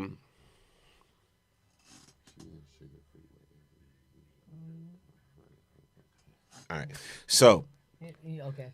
All right. So you sing it, her part, right? And I'm gonna be like, who was the rapper? Oh. Okay. All I right. remember So the lyrics. so this question is about Miss Jones right here. Right. This question is about Miss Jones. Mm. Right. You sing the part, and y'all got to tell me what rapper was featured on that song with her. Okay. She was actually the feature, but who was on that song with her? All right. Okay. So here's the hook. Wait. Hold on. Yeah. Okay. I'm sitting here trying to tell her. No. Okay. You really don't know the hook to that? I do, but for yo, some reason- that's a New York classic. Wait. Oh, okay. I almost messed it up. All Okay, right. I'm ready. So here it is for the 4th pair of tickets, and then we're gonna do more stories and stuff like that. So for the 4th pair of tickets, she's gonna sing the hook. This is a classic Miss Jones song, right? Mm-hmm. Tell us who was the rapper on it, and go. I wanna chill. That snap was so off. On Sugar Hill, it's so lovely, Because that's almost gonna give out the link. Oh, he's for real, it's so lovely, sipping on bubbly. See, you almost messed me up because the answer is in the lyric. Is it? Yeah. Okay. You threw me back. That's why I was trying to look because I knew right. I was right. All right. But yeah. So that part. Tell us who was the rapper on that song and the name of the song. Mm-hmm. So tell us who was the rapper on that song with Miss Jones and the name of the song. Mm-hmm. And you get 2 tickets to the Dodge Poetry Represent show at NJ Pat on October 19th. All right? So let's see. You gotta call them. Shout out to C. King Parker. C. King Parker, salute, King. Hey. If you won tickets already, you cannot call. Yeah, you can't call him twice. Wait a minute. Shaniqua White said, I know. Hi, boo. That's What's my the telephone bestie. number? All right, so look. That's my best friend. So the phone number is 646 233 13 02. And my niece just put the phone number in for y'all. So again, call in Neek, 646 if you know the answer, call in, girl. 646 233 1302. All right. Let's go. All right, let's continue with the rest of the show. Okay. All right, so now, here's the thing. Let's have some real talk right now. Mm-hmm. All right, so I've been trying to tell people this for a minute.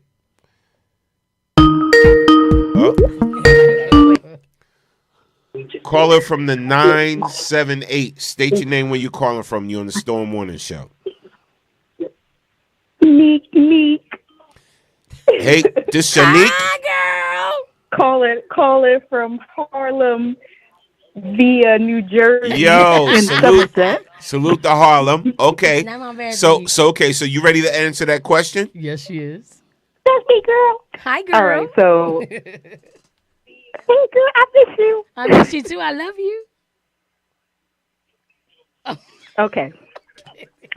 So you said who, right? So the question. AZ, So right? let me give you the question again. So she just sung the hook to a Miss Jones song. Who was the rapper that was on that song with Miss Jones, and what was the name of the song? Oh, wait, that's 2 questions. So it's AZ, right? Uh-huh. Go ahead.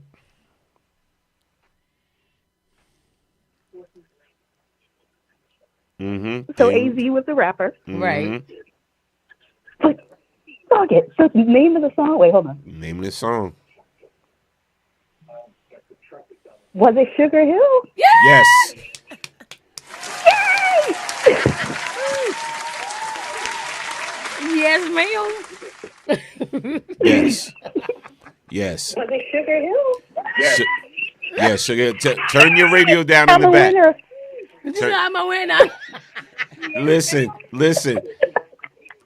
All right, so listen. This is what I need you to do. I need you to inbox me with your name that's on your driver's license, your ID. Okay. And, All right. and then your Mhm. and your email and your phone number, and we're gonna add you to the box office list. Okay. Cool. So who you bringing with you? I don't know. You don't know who you bringing with you? I don't know. I have to think about that one. All right, bring somebody special. Think you already gonna be there? Yeah. Oh, okay. I think about it. I see who earned the right to accompany me that evening. That part, see? Yeah, I bring already some- know how. I don't even know what it is. I don't even know what I want. Tell you the truth.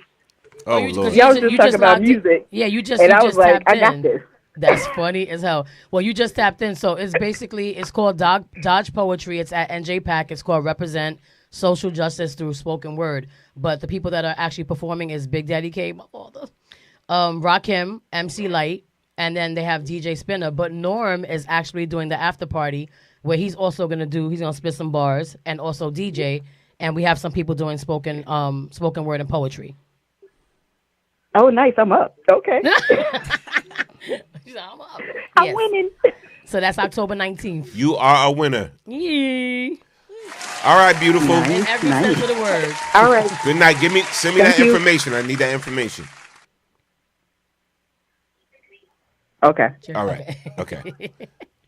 She's on the delay because she's trying to listen to herself. Yeah. See, when you call into radio shows and podcasts, you have to turn down the volume in the back, yeah. right? You don't need to listen to yourself. People can hear you. You are actually on the show.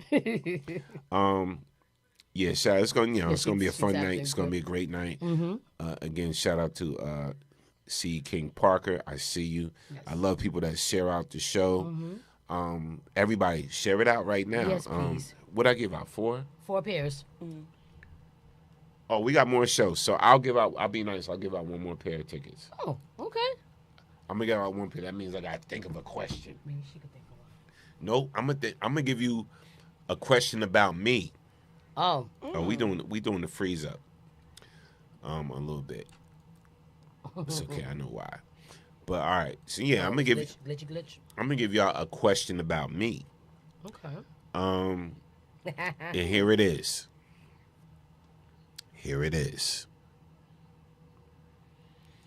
Why is DJ Storm Norm, an essential part of the 90s? What group was he attached to that was an essential part of the 90s? See, now that's not easy. That's definitely hard. What group was DJ Storm Norm attached to that was an essential part of the 90s? All right. So I need to know the name of the group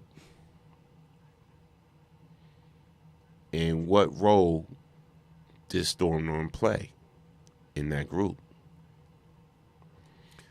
All right. So call in. 646-233-1302. 02. Yep. All right, so let's go on with the show. Y'all got the question, right? All right. So oh yeah. So let's talk about this.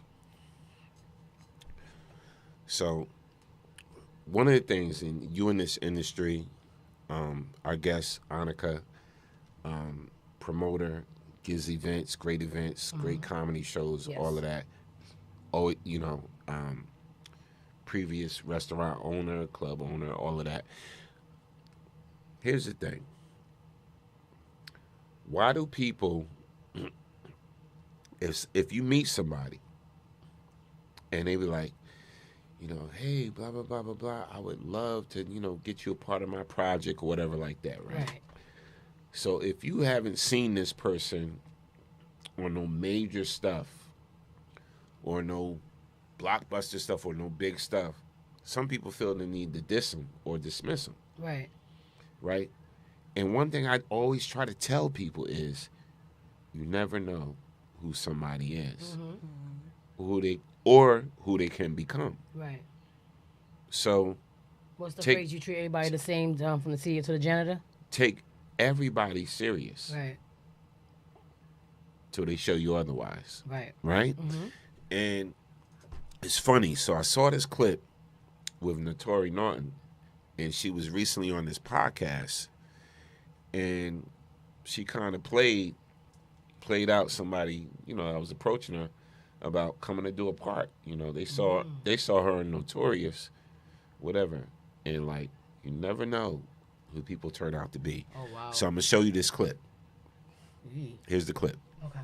I remember meeting Ryan Coogler back in the day when he was a student in LA, and he was doing a short film called Fig, and he was like, "Oh, I love doing Notorious," and now he's like Black Panther and on to the so many things. But I took the meeting and talked to him, and the movie, I didn't wind up doing his movie Fig, but one thing I learned is never underestimate anyone. Yes. Like never, and because the power is really in the gift. Yeah. Because somebody may not have access or the opportunity, but they have the gift.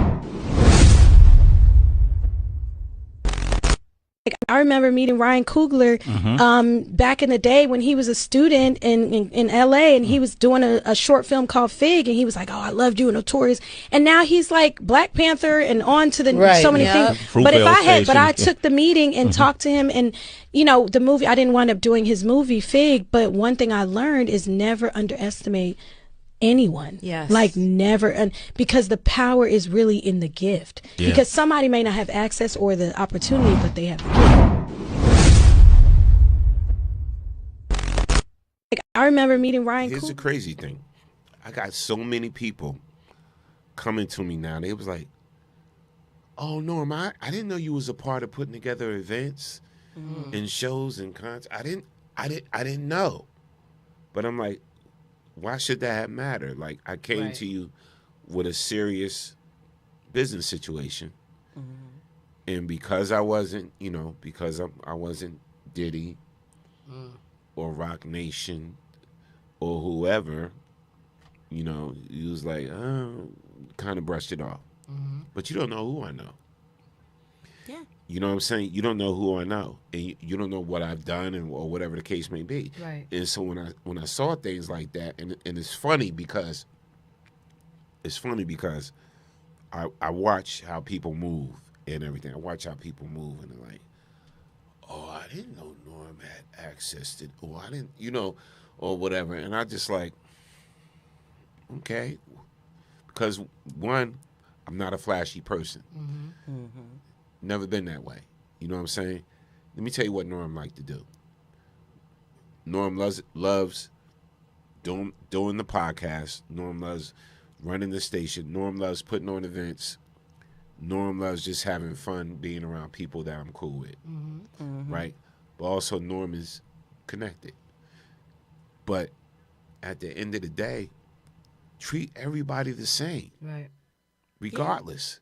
That's definitely true. Regardless of what they drive, what they have, none of that really matters. None of it matters. And what we should learn from Notori's clip that we just saw is like, because she was humble enough to be like, I didn't know. She passed on this, she passed on that. That man came, was the one that put together Black Panther and this and Fruitvale Station and this and whatever like that. And that movie wasn't. Oh my God. Yeah, but my whole thing is give everybody that same respect, the same love, whatever, no matter what they are, what they do, whatever the case may be. But it's also just because you've reached a certain plateau in your career or you're at a certain level doesn't mean that you should look down upon somebody because they're not at that level, and that's the issue. That's one of the biggest things that I dislike about this industry is that there's so much underground talent out there. Like you could look on YouTube and find so much talent out that nobody's heard of before.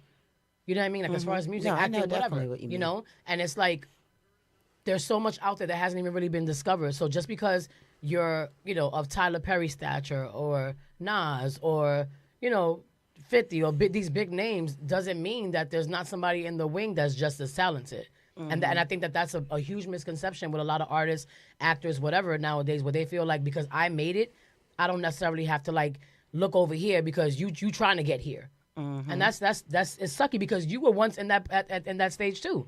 You were on that level too, trying to make it. Right. So humble yourself is the thing. Yeah. you know? I see a lot of people that's just not humble, and it's At funny, all, and it's and it's- funny because we'll meet some people, and you know who I'm talking about, and I may feel like I want to put the name on blast, but it's I'm like still mad to this day. it's like we'll meet somebody that's really a superstar, like, or being at the company of somebody that's really a superstar, like a Melba Moore, and is cool as heck, and she's oh my god, and humble, she's and a sweetheart, beautiful. right? And Love then you meet somebody that's like, no disrespect, C or D level, right? And then treat you like some way, like Yeah. you know what I'm saying? And blatantly, like we've had interviews with people that Let's talk about it. Not that we were fanning out in any kind of way, but they were at a certain level. They've already, reached the pinnacle of their career, and they were still working. But we were doing a job as media, coming to interview people, and everybody was so gracious. Everybody was dope. I have to shout her out because we always talk about this, but Melissa Ford. Shout out to Melissa Ford. Yes. We were all at a NFL draft party. It Yes. was me, Norm, the two girls from that I sang with, Lalisha and Aaliyah. From Allure. We were all together. We were all doing media, interviewing people. And Melissa Ford came up and she spoke to us and she was laughing and joking. Melissa she was took dope. Pictures. She was dope. Claudia Jordan was dope. Jordan was also dope. She took time out. There were two other people that were there. I don't know if we're gonna name names. We don't need to. No, well, you don't. Do you want to? Listen, man, this Whatever. This 2024. Okay. Refill girl, I forgot her name. Elle Varner and Tyson Bedford. Oh my God. Were the rudest, most keep it 100. We're gonna keep it real. Like at the end of the day, like we're not trying to like belittle nobody. It is what it is. We came to do a job and we were very professional. We're like, we would love to interview you. And how he just did his hand, legit was like, we ain't got time for that. But you're at an event that calls for you to be able to do. You were doing interviews with everybody else. Melissa Ford and Claudia Jordan was so down to earth, and so super dope. Great interview. Always, and I'll always talk about it. The sweetest thing. All of that. And my whole thing is, it was just the way. Like you don't have to be nasty. And listen, it's all about how you treat people and whatever. Because you know what? I'll be honest with you. I love the song Refill, right? I know. I would have booked it for a show. It wasn't one of my favorites. I'm not trying, and I'm not saying But it I because of would've- how she treated me. Like even prior But to what- meeting her, what other it song wasn't can one of you my name, favorite though? songs. I can't. I'm not really a can't. fan, is what That's I'm what saying. I'm saying. But that's my opinion. That's fine, right? No, but that's what I'm saying. We can't name no other song, right? But Refill. Sorry, and I'm not trying to be I would rude have at all, booked I just swear. because I love this song, and I know me, Mhm. right? I love this song. I would have booked her just on that song because of her personality and it, her being a cool person. She's not good live either. I would have booked her, right? I mean, look. But my whole thing is, I've had bad days, I'm sure. but my If somebody's but been my bad, whole thing is just because of how you came off that night, and Mm-hmm. it's funny. I'm gonna show y'all that little clip I got with her, right? And y'all can feel the I'm vibe. surprised you even still got it. No, I got it. I'm gonna show y'all that little clip. Not tonight. Maybe next show. I'll show y'all the little clip. But yeah, Tyson Beckford, he was on some other, like he was like Idris Elba, Denzel type ish. And I'm like, bruh, and I feel bad because the girls saw me come out of character, like I was ready. You know what I'm saying? Yeah, I think that was the first time that we've ever seen you we've ever The seen you playing field- uncomfortable. The playing field kicked in. But like to a point, like what's wrong? You know what I mean? Like what's wrong with you? But I Like, think sometimes it's good just to the see way. exactly who somebody really is. Absolutely. No matter whether they know who you What's are the or phrase not. when someone That's- shows you who they are? Believe them. Believe them. Absolutely. And I want to see I really do want to see who a person is before they know what I can do for them. Because once you know what I can do for you, Then and you now see you're the- then you nice see to the me, true colours then that coming means out. you're being fake to me. And Facts. you're Absolutely. Facts. Girl, You're- please say it again. You're buying and Facts. selling. And let me tell you the reason why That's terrible to be like that. Seriously. why Annika's here and why we cool. Mhm. Because from day one, I'm gonna keep it 100. From day one when I met her partner in Mhm. life, and from day one when I met them, they always showed me respect, and it was always a mutual respect for their business, what they're doing, Definitely, whatever. yeah. I did something for them, Mhm. whatever. You know what I'm saying? They returned the favor, and you know the vibe was real. It was nothing phony about it. Yeah. Right. And to this day, we just connected and was cool. You know what I'm saying? Definitely true. So Yeah, she can. I remember him speaking about you prior to so meeting you, so I know. She can call me, and if I'm available, she got me. Oh, That's definitely true. 'Cause No. he- I know. he busy. He a busy man. Yeah. Like if I'm available, she got me. You know, and the same thing with her partner in life, man. It's like, listen, if you know, because I saw the realness. You know what I'm saying? So it's like certain people like that you keep around. Yeah, you know, absolutely. like you keep around. Like she part of the fam now. You know what I'm saying? Like I call her from Thank things you. and this and that, whatever. But it's certain people in this industry, man. It's like if I ever wrote a book on my dealings, and I go as far back as when I was in a partnership with Earl the Pearl Monroe. A lot of people don't know that from the Knicks. I was in a partnership with him. We had a business together, right? We was doing business together. Too when I started working with the Houstons, right? And all my stuff is verifiable. So it's like I'm not name dropping the name drop. It's just true. From the Houstons, the total to to all of that. You know what I'm saying? To like all of that is verifiable. It's your story, though. Yeah, You know what I it's, mean? it's So part you're of my entitled- story yeah. to when I met y'all. You know Right. what I'm saying? And we clicked and we've done things Automatically, together. yeah, You know, yeah. and shows and stuff like. You know what I'm saying? So my whole thing is, you just never know who somebody is. Yeah. And it's the fact that you've encountered certain people and you've had dealings and opportunities and stuff like that, but you've never changed. And that's what I don't understand. Like just because you make it doesn't give you the right to treat people like peasants because you're at a certain level in your life where somebody is trying to get to. Because at any given moment you could lose all of that, and then what? Yeah, and You know what I mean? Like you just just show people respect. I don't know what's so hard about that. And that's the thing. And you know, and that's what turned me off from wanting to do certain things. Like I love, like my life now. I love it. You know, doing events. I'm doing everything I want to do, and I'm at a point in my life where I can say no. Yeah. Now I'm good. Yeah. You know, to people before I would have jumped at like yo, I'll do it. You know, I'm blah blah blah. I'll do this. I'm happy. You know what I'm saying? I'm happy. Got my home. I got my business. I'm good. You know what I'm saying? Well, you want to enjoy what you do. It's great making money, but to come and that's it. It's all about enjoying it. Like I enjoy whatever I decide to do, whatever, or decide. I just enjoy it. You know what I'm saying? Who I decide to surround myself with, it's because I want them around me. You know what I'm saying? I don't have people around me now that I don't want around me. You know what I'm saying? And it's like, you know, my thing is just give the same love and respect to everybody. Yeah. That's all. Moving on to the next thing. Let me go to I got to talk about this real quick.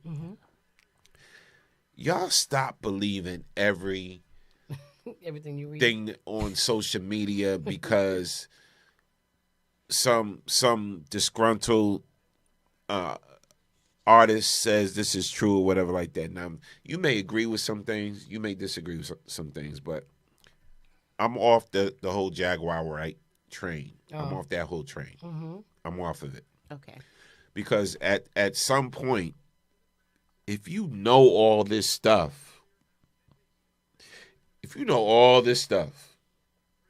that this is going on in the industry, this is going on in the industry, like, okay, well, why are you putting it out now? Right. Why is when people mention Jaguar Wright, they think about gossip and snitching more so than singing. Right. Right? Because she's a talented the artist in her Jaguar own right. Wright I knew was a dope singer. Yeah, absolutely. A phenomenal singer. Had a dope commercial out. That's the Jaguar Wright I remember. Favorite Jay-Z song. Yeah, so my whole thing is like, why are we getting all this now? And like at some point, you got to ask yourself, what do you want to be known for? Right? So there's people that be like, yo, Norm, yo, you was a part of this, you was a part of this. Yo, you should get your money. You should sue this, that. But here's my thing. I want people to know me as, Norm's a good DJ. Norm's, Good guy in general. a good guy. Norm got a dope podcast. Norm know how to put on an event. Norm know how to get, set up that stage and get the sound people and blah, blah, blah. Norm, you know what I'm saying? Positive. You want to? Yeah. Yeah, this is what I want to be known for. Not, Norm's that guy that sued such and such, whatever like that, got paid. That's not my claim to fame, right? So my whole thing is, when you got a God-given talent like Jaguar Wright, man, nurture that talent. Forget all the BS. Like, why you want to be known for, I'm exposing this, I'm exposing that, I'm exposing that. Like, and the people that clamor around that and believe it, you're just as bad. Yeah. You're just as bad. Now, I say to say that, she recently went on Piers Morgan. Piers Morgan, yeah. Right? Mm-hmm. So you saw that. Yes. She went on Piers Morgan, and she said this, and she exposed this, allegedly, and said this and said that. Now, certain things you saying it about the wrong people that don't play that. So you got to watch what you say. That's true. As well. Shout out to Don Lemon. Don Lemon, he cautions against fabricating stories about Jay-Z and Beyonce, right? So we see all types of stories about Jay-Z and Beyonce. But Jaguar took it to another level. And to a point to whereas this is why you don't want to do that. So here's the clip. People going online and going on television, having fun with that Diddy story, making up all kinds of stories and allegations. Well, you better be careful about what you say because Beyonce and Jay-Z, they're not messing around. If you don't believe me, watch this clip from Piers Morgan. He found out the hard way. Well, Jaguar Wright unexpectedly made several serious allegations about Jay-Z and Beyonce during that interview. As I said in the moment, they were not present to respond or defend themselves, but now they have. Their lawyers contacted us to say that those claims were totally false and have no basis in fact, and we've therefore complied with the legal request to cut them from the original interview. Editing interviews is not something we do lightly at a show called Uncensored. But, like the proverbial cries of fire in a crowded theatre, there are legal limits on us too. And we apologise to Jay-Z and Beyonce. A lot of people going online and going on television, having fun with that Diddy story, making up all kinds of stories and allegations. This is why, you playing with the wrong people. So, people's putting on, when I see so much AI nonsense and AI bullshit, and I know it's AI, and then I see people just want to ride that train and be like, and Diddy and blah, blah, blah, and this, that. Listen, you setting yourself up for some type of liability, right? Especially when you don't have no, real proof behind it. Yeah, and the thing is, we'll discuss stories, right? We'll discuss stuff. And a lot of times, either I reference where I got information from, or I just show it. Either I get it from the Jasmine brand, or I get it from the Shade Room, or I get it from Baller Alert, or whatever the case may be. But unless I know something, like I know personal stuff, yes, I do about Diddy, right? Because I have my own dealings. I have my own lawsuit with Diddy. I can say that on the air, and it's factual, right? But at the end of the day, I'm only going to talk about what I know, right? So even when people ask me questions about the Houstons, blah, blah, blah, I'm only going to talk about what I know. If I don't really know something, I'm not going to sit up there and just try to talk about whatever. So whatever Jaguar Wright seen or whatever the case may be, whatever, you got to be careful what you say because it's not like you swimming in money, Jaguar. So if somebody like a Jay-Z or a Beyonce come after you and want to sue you, it's not like Piers Morgan is a billionaire or a millionaire. He don't got Jay-Z, Beyonce dollars. So be careful of what you say because now I'm glad Jay-Z and Beyonce did what they did and created that cease and desist and made them retract whatever like that because stop playing around with people's lives like that. Yeah. So my thing is if I came out and said, oh, well, Akeisha was a part of Sony, so yeah, her and Beyonce had a lesbian affair and blah blah blah blah. I'm making stuff up. Yeah. A lesbian affair, blah, blah, blah, blah, blah, and this and this and that, whatever like that. And she's like, what? I'll be like, because even if I'm gay, she ain't my type. Oh, So I'm say about what you to, wanna say. I'm about to own. Mhm. You need to retract that and blah, blah, blah, blah. You know what I'm saying? It's Yeah. like, why? Be careful. Watch what you say. Watch what you repost. Watch all of that. There's so much misinformation out there. And when I'm telling people, too, even with this whole political thing, with Trump, Kamala, all of that, well, there's so much misinformation out there. You can start researching things yourself and find credible information instead of believing everything you see on social media, on Instagram, Facebook, TikTok, whatever like that. Research the information. Yeah. AI right now is dangerous. Yeah, absolutely. Y'all hear me? AI right now is dangerous. There's a lot of things that's going to have y'all believing certain things that's really not true. So you have to do your due diligence and research information. All right, shout out to everybody on check-in. Shout out to Shaniqua. I see you. Oriana, I see you. Yeah, all right, let's move on. So, again, Jaguar, sorry. I'm not feeding into your BS no more. Now, But at the same time, like I hear what you're saying, but some of it is but true. do you feel, because of the fact that she's been in those circles before, I feel like to a certain degree, I'm not saying believe everything that she's saying, but I think that people should still take heed to things that she's saying. Because a lot of the stuff, even I said it sounds crazy, outlandish, but look at Orlando Brown. Orlando Brown's been saying this from the very beginning about molestation and this, that, and the third, and whatever, and everybody laughed at him. And he's a crackhead. He's this and he's that. I believe but that's he's probably rampant. speaking. He's speaking some truth though. I believe that's rampant. You know what I mean? I believe from what I've heard Mhm. personally, even when I was rocking with the Houston camp for a second, there's things I heard, right? Yeah. You know what I'm saying? So, but I had no reason to want to capitalize off of it. There's things I know. Forget what I heard, right? Yeah. The reason why I could run into a Bobby Brown and he still give me love is because my mouth is not like this. Yeah, I know certain things I've seen or whatever like that, but my whole thing is like, I see who you are now. I see the pain you experience and blah blah blah blah blah. Like, why would I even want to repeat that and break up old? You know what I'm saying? Yeah. Trauma with it. Yeah. Some people feed off of chaos. Yeah, absolutely. There are people out there that just feed off of chaos, right? But yeah, if I ever wrote a book, I'm just not that dude. Like, I don't need to get my money that way. Don't write the book, Nor. Yeah. Yeah, for real. All right, do, but don't. Yeah. I'm just saying.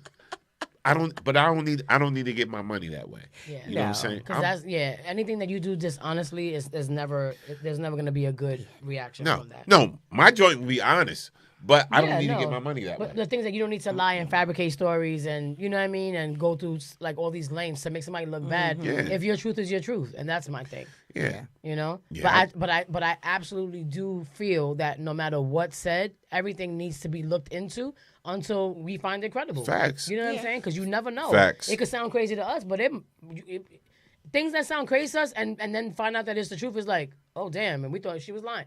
You just never know. You never know. Now, That's all I'm saying. Here's the one thing why we got like 20 minutes left. Okay. So here's one of the stories I want to tap on because this really pissed me off. Okay. So did you know a woman donated her kidney to save the life of her boss, who then fired her when she took too long to recover. I'm sorry. So I was trying to find the sound effect that Kiss always tells me from Waiting to Exhale. I was trying to find it. You raggedy.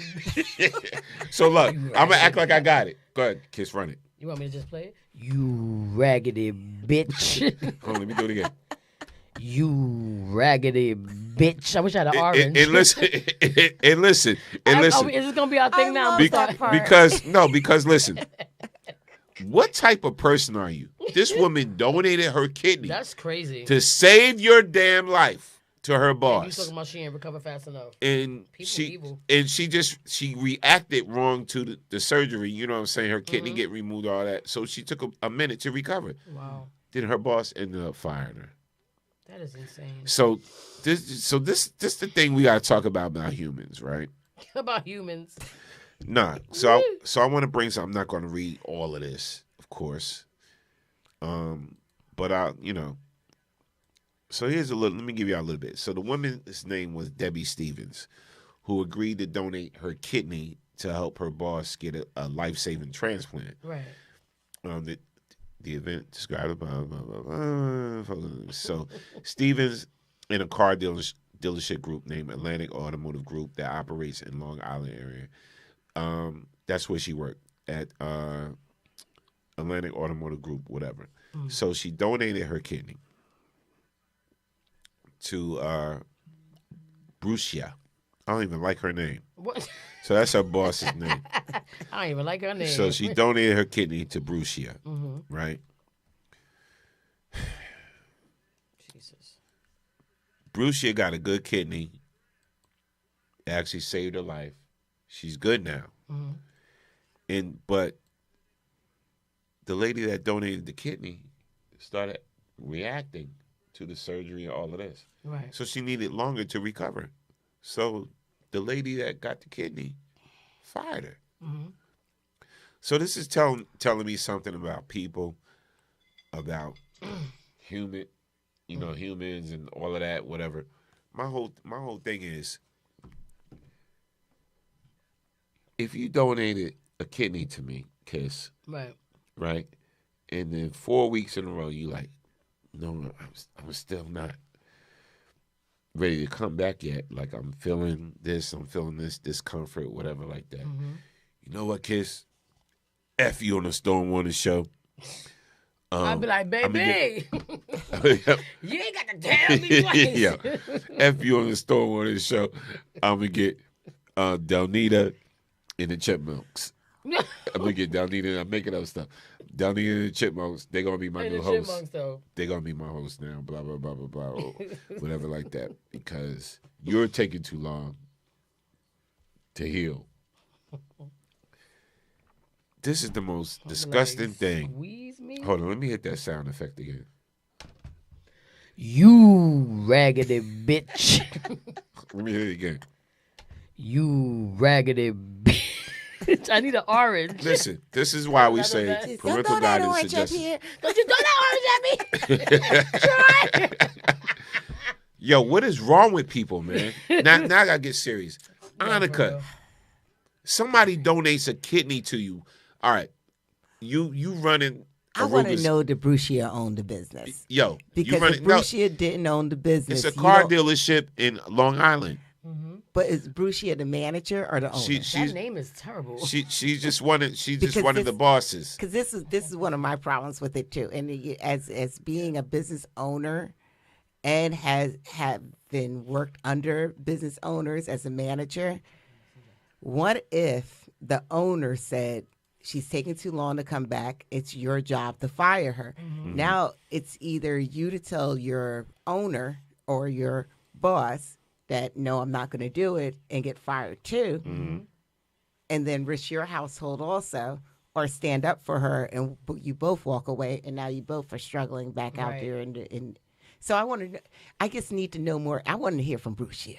Right. I want to hear the information and the backstory, because a lot of times I've gone through a lot of things by being in certain positions where I had to fire somebody or let somebody go, or I own apartment buildings. At one time I owned like over 120 units. Wow. So for me, my husband wouldn't even come to the evictions. He called me cold because I had to do an eviction one day. He said, I can't do this.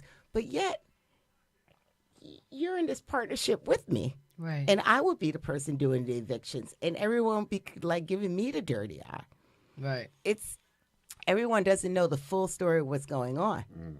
And that's why I want to know, what the hell happened that Brucia had to tell her she had to go? Right.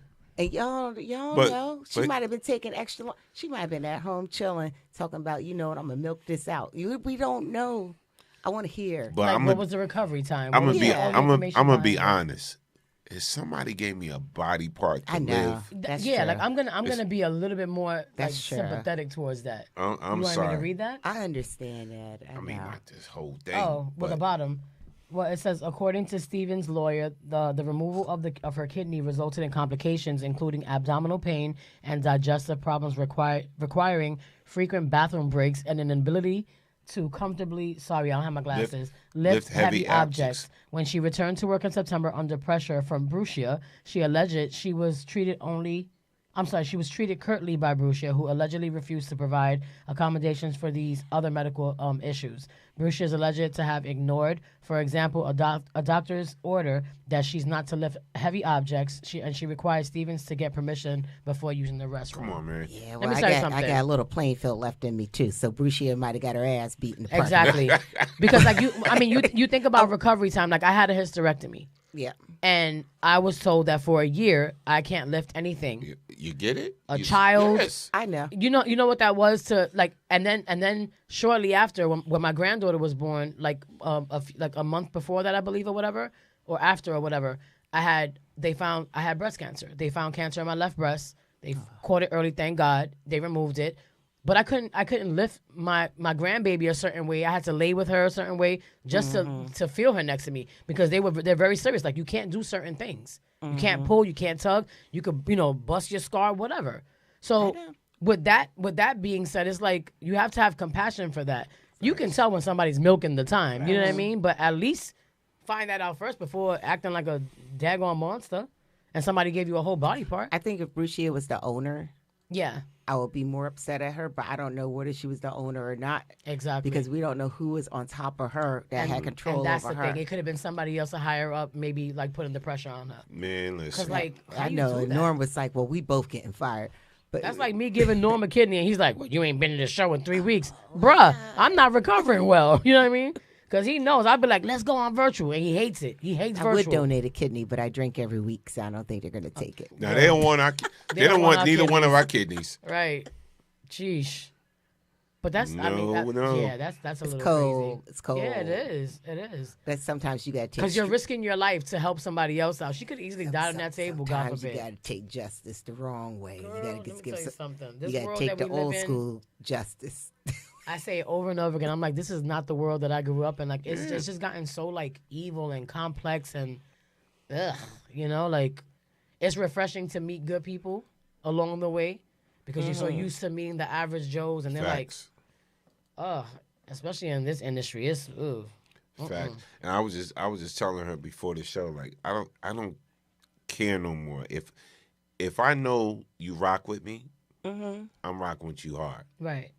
But if I know you ain't rocking with me the same way that I rock with you, F you. I'm not gonna Yeah. try to do nothing to appease you. I'm done with that. Super I'm done. I'm at a certain age right now, and I'll Yeah. tell you No exactly filter. how I feel about whatever, and I don't care no more. Like before I used to be, I want to be a part of this. I want to do this. Oh, invite me to this show. Blah, blah, blah. I should be doing this. I do not give up. But you know what it is that you come to terms. Well, me personally, I've come to terms with knowing that no matter how good you are, no matter how good your heart is, no matter how much you give, no matter how much you love, and you're always making yourself available and all these other things, Facts. you have to stop looking for yourself in other people. Yeah. I Definitely learned true. that the hard way. You know what I mean? It's not going to stop me from being that way, but I'm going to treat you accordingly now. Now I'm going to be like, long spoon. Yeah. You play with me a couple of times too many, like he said, F you. And it's to the point that I hate being that way because that's not who I am. But sometimes life alters your heart in a way where it's like, wake up, girl, because everybody's not meant to have that.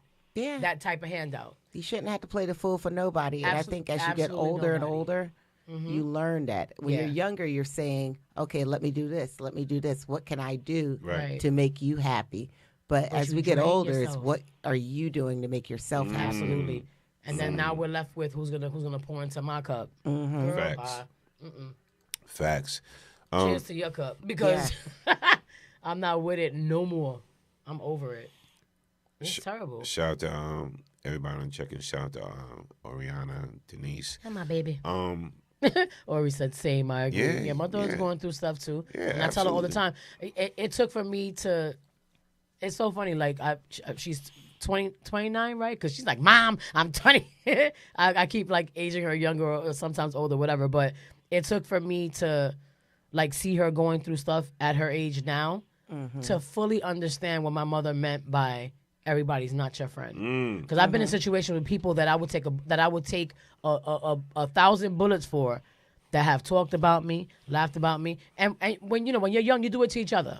Yeah. But there's certain people that you know that you can absolutely ride for. Like me and my sisters, we go through stuff, we argue, we bicker, we fight, but at the end of the day, we know we're gonna have each other's backs, and we're gonna hold each other accountable for certain shit. You know what I'm saying? But there's certain people that you absolutely know, like, you just made me, you put me in a position where I feel like I have to watch you now, or I feel like I have to question you now. I've never really felt like I had to ever question Norm. You know what I mean? And I pray that I've always given him that, and I've reciprocated that same emotion. But it's like, it's a tough time to live in now, because you just can't trust nobody. Yeah, you never know anybody's like real intentions. Yeah, and my whole thing is it's funny, man, because there's it's crazy. There's people I've done things for, right? And I look at them now and I see their reaction to things, and I'm like, really? You gonna act like that with me? With me?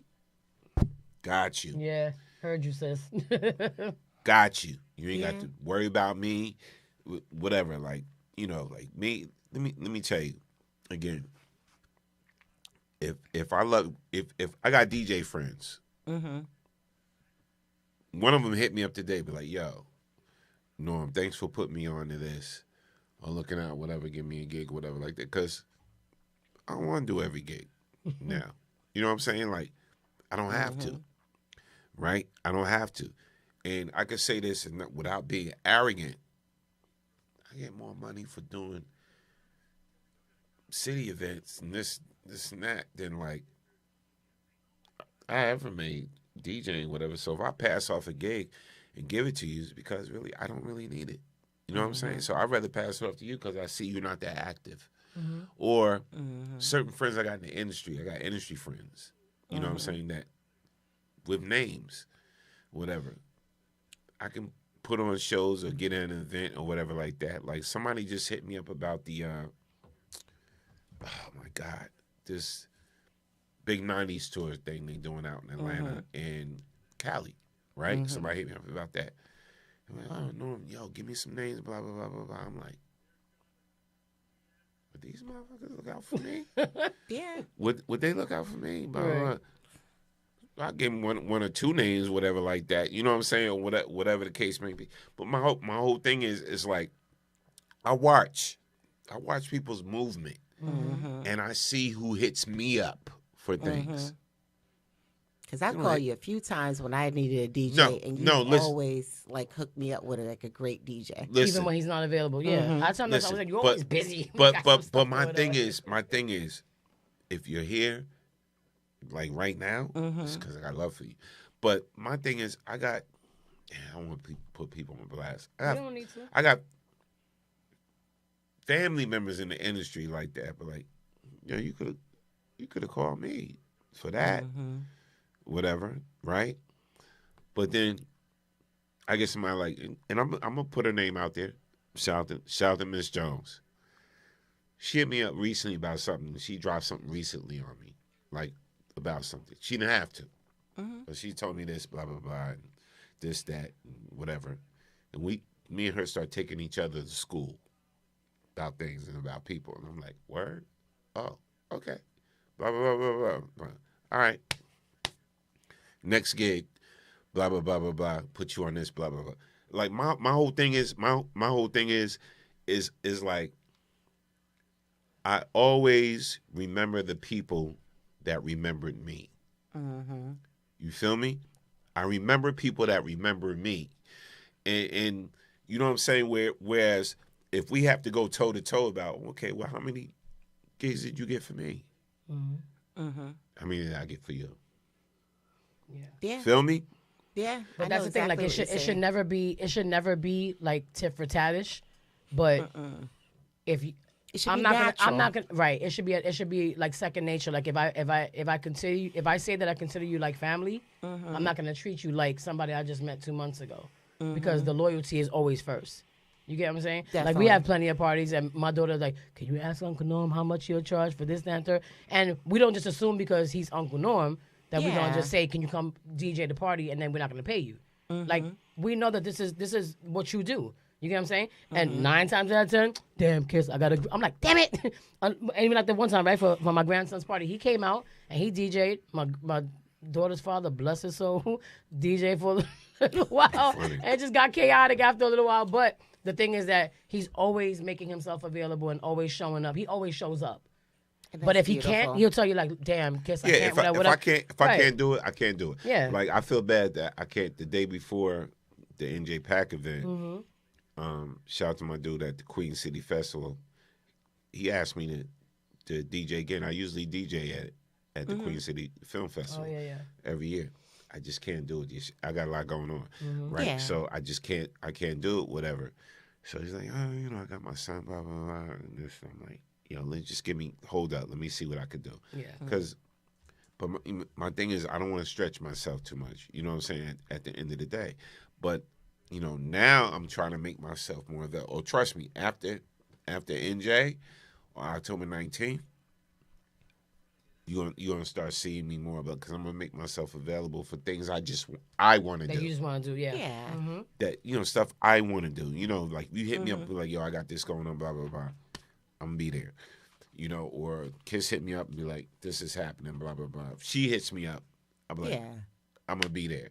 You know what I'm saying? I've seen how, you know what I'm saying? Like, even she had to choose between things or whatever like that. And she made herself available. So my thing is, I remember stuff like I hate having to be but, in that position. But I remember stuff like that. I'm at a point I don't really care. So somebody asked me like, oh, really? Did Norm just say that? Yeah, I said it because that's how you act. You treat me like shit. Yeah. Yep. So when I'm around you, or I'm around this person or whatever like that, you don't give me that love that I get over here. So I'm gonna stay where I get the love. You feel me? And everybody should stay where they get the love. Definitely. And that's my whole thing. Stay where you get the love, yo. If you don't get the love or whatever like that, it's like, because I'm still gonna eat. I'm still gonna be good with or without you, whatever like that. I'm staying where I get the love now at this point in my life. Yeah. And if I don't feel the love, I don't need it. Yeah. Yeah. That's true. I agree. That's where I'm at. I agree. We get to a certain point where it's your second stage of life. Why should like these are the last years of our lives, and we don't know if tomorrow's promised. So it's like to be worried about stuff like that. It's not worth it. You gained the knowledge in the beginning years. This is now wisdom. Yeah. So it's your age times knowledge. But you also think about how good you were doing prior to that situation. It's like, I'm not really missing out on certain something. Yeah. So it's like, why even stress yourself out about it? I'm going to tell you, it's better in life when you start knowing what the lessons are and you understand what they are. And you're able to like say, you know what? You're no longer for me. That part. Yeah. Go where you get the love. Yeah. All right. So listen, I'm going to try to get these last tickets out. Oh wow, yeah, you had two. Oh yeah, we got one more set. Who else? Okay, so who's still on? Let's see. One more set. All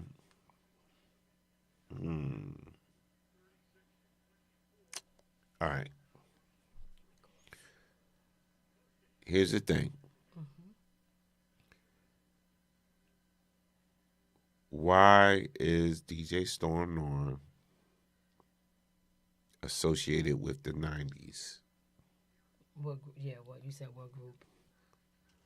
What group associates DJ Storm Norm with the 90s?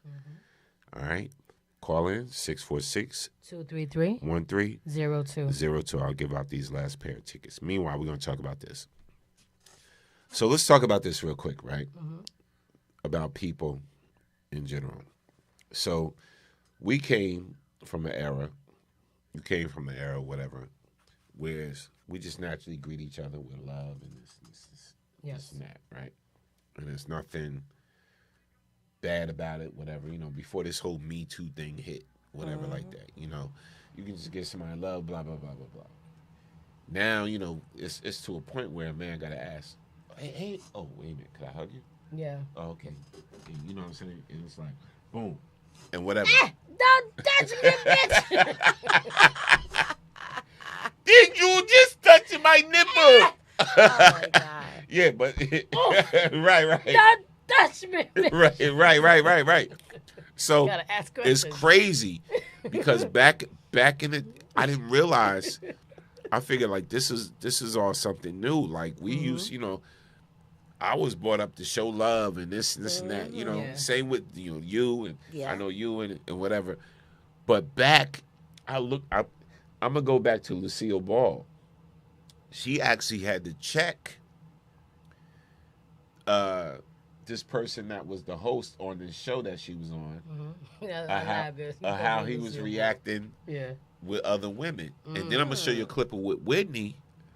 Oh my God. Yeah, I got that clip too. Creepy as hell. Yeah, so I'm gonna show you the clip first with Lucille Ball, how she had to react and tell this guy like, let me tell boom. you something.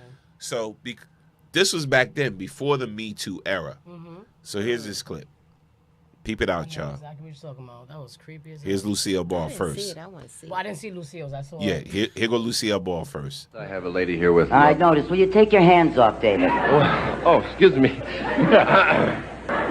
Hi there, we're here What's your tonight. name? David, will you take your hands away? What's your name? I have the question here that I kept expecting to hear in a class of students. Stand up, young lady, and Take your hands off her. Okay, David Chin, you have a question. Yes, we have a young lady here with an I Love Lucy t-shirt on. Stand up and... Take your hands off her, David. Oh, excuse me. I can see the shirt. So, thought I'd try to... What's your name? I have a lady here with me. I noticed. Will you take your hands off, David? Oh, excuse me.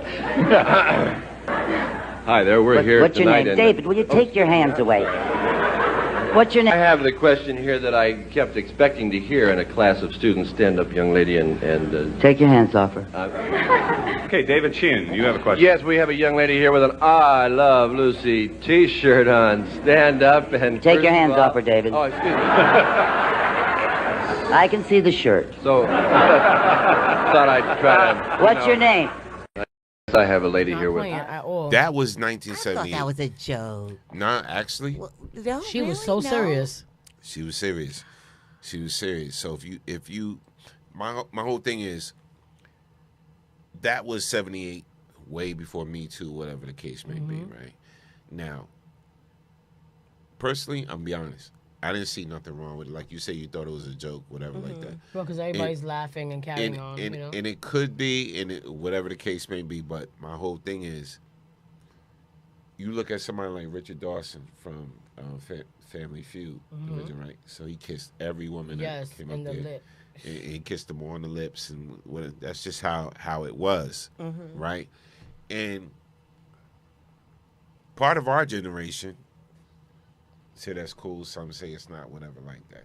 Again, my thing is, here's me, because I know I'm a dude that like to show love, whatever like that, like I've never been told or whatever like that, or don't touch me or whatever like that, you know what I'm saying? Like I see somebody, hey, whatever, blah, blah, blah, you know what I'm saying? Guy, female, whatever. My dude, my bro. Right. But it's not inappropriate is the thing. Right. You know when it's inappropriate. And my thing is, I don't want to do something unless you want it. You know what I'm saying? And that's the whole thing.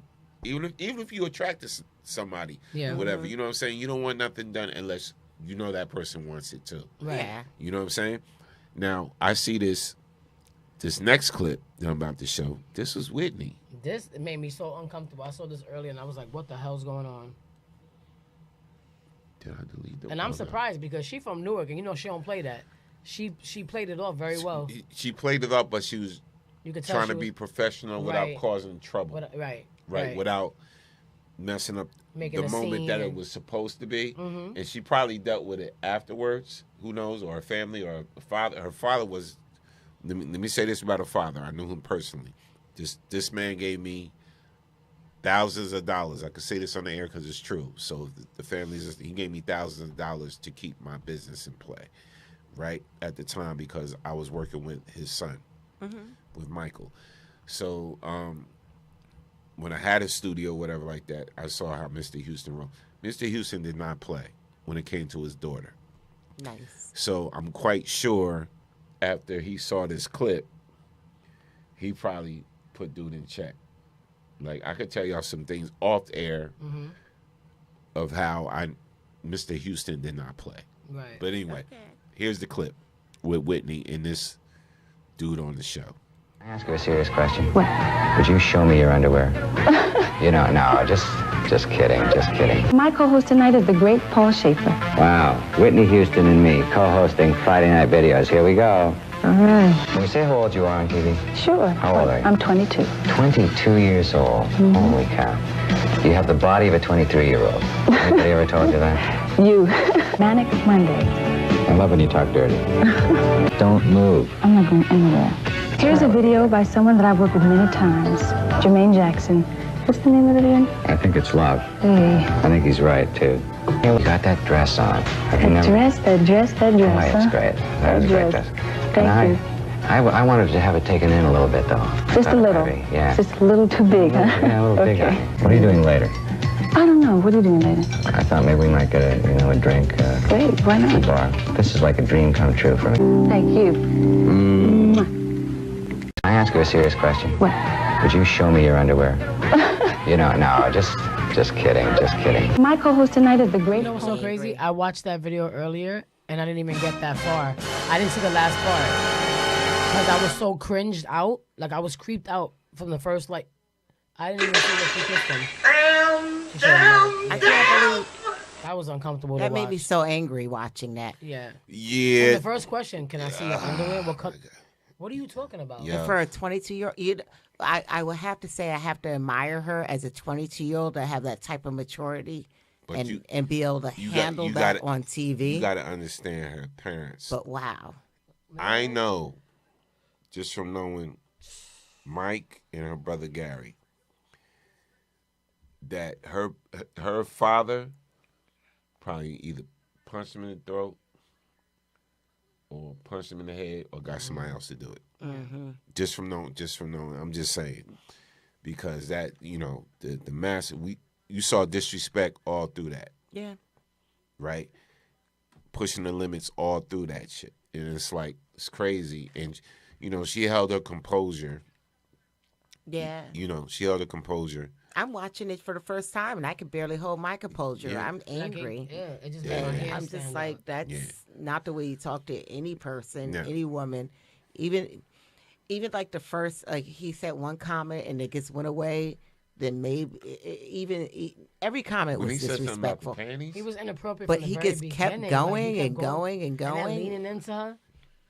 Now, that was totally different from the Lucille ball joint. Lucille was not playing. No, but dude wasn't disrespect. He did. You know what I'm saying? Like you bringing somebody up, you like take your hands off her. It's just one of them things. Like if he was talking to the men in the audience and you're not touching them, why are you doing it? You know what I mean? Right. So it's like you don't have to touch me to speak. Like she said, I see the T-shirt. Yeah, you don't got to point it out and touch her and do all these things. She sees the shirt. Mm-hmm. Lucille was not about that at all. That's why I love her so much. I love her so much. On Lucille? Well, That's your sister. But with Whitney, Norm that calls was me wrong. Puerto Rican Lucille That was Ball. wrong on so many different levels. I don't know why still. You are. You the Puerto. How? Yo, I swear you are her. I swear you are her reincarnated. Lucille? Yo, you Lucille Ball.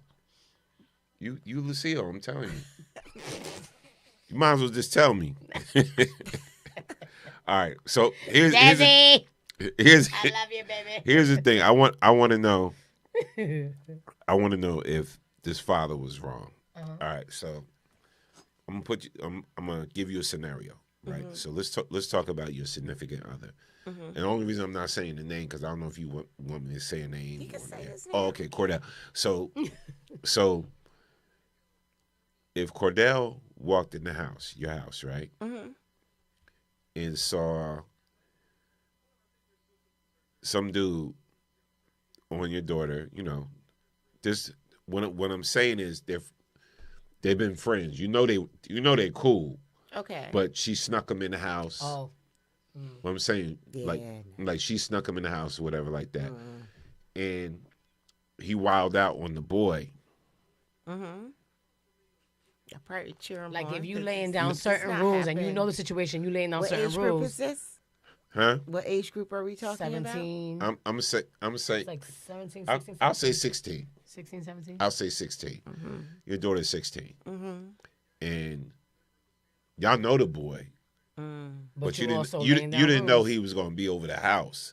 So she snuck him in the house, or whatever like that, and your husband walked in on that situation. No, the thing is, they were coming to the house, but the situation shifted into what it's about to go into, and that's what caused the stir. Right. Because he comes over here all the time, so... But here's the thing. He ain't coming over unless I'm home. No, but here's the thing. And that's just the way it is. Is your husband wrong if he puts his hands on the boy? Even though your daughter might have initiated it. It's going to happen because, that's what a man does. I mean, you don't come and you have, like... All right. This is our house. So I want you to tell me you have disrespected it. So let me find. I just saw it. Exactly. So he knew better.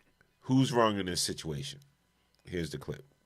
You tell me who's wrong. There's 2 parts to that, but you don't put your hands on my child anymore. Is that understood? Hold on, wait right here, baby. So I ain't waiting on nothing, and you can bring whoever you like.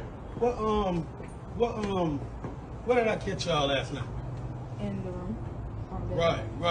And Okay. you already know that ain't no boy supposed to be in your room, right? Yes, but I didn't know he was going to stay overnight. He knows, and you know, but you know my the rules too. rules I'm not as well telling you to now. stay overnight. Now you know my rules as well. You do have to respect people's house when But, you are but, there. but mom, no, speak up, because he's shy. Tell them what you told me. You said when you told Shy or not? No, because he said it was her idea for him to go in the room, and she the one who wanted him to spend the night. So She said she was scared. Speak up. Tell them what you told me. Isn't that what he told us? Jacked up, basically. You accusing my daughter of... Now how would you like it? No, Sir, how would you like it if I put my hands on your daughter? He wouldn't like that at all with it. You wouldn't like that at all with it. That you wouldn't go with that. You ain't gonna put your Okay, so you're not gonna put your hands on my son. Or I will. You don't put your hands on my child anymore. Is that understood? Hold on, wait right here, baby. So I ain't waiting on nothing, and you can bring whoever you like. What did I catch y'all last night? In the room. Right. And Okay. you already know that ain't no boy supposed to be in your room, right? Yes, but I didn't know he was going to stay overnight. He knows.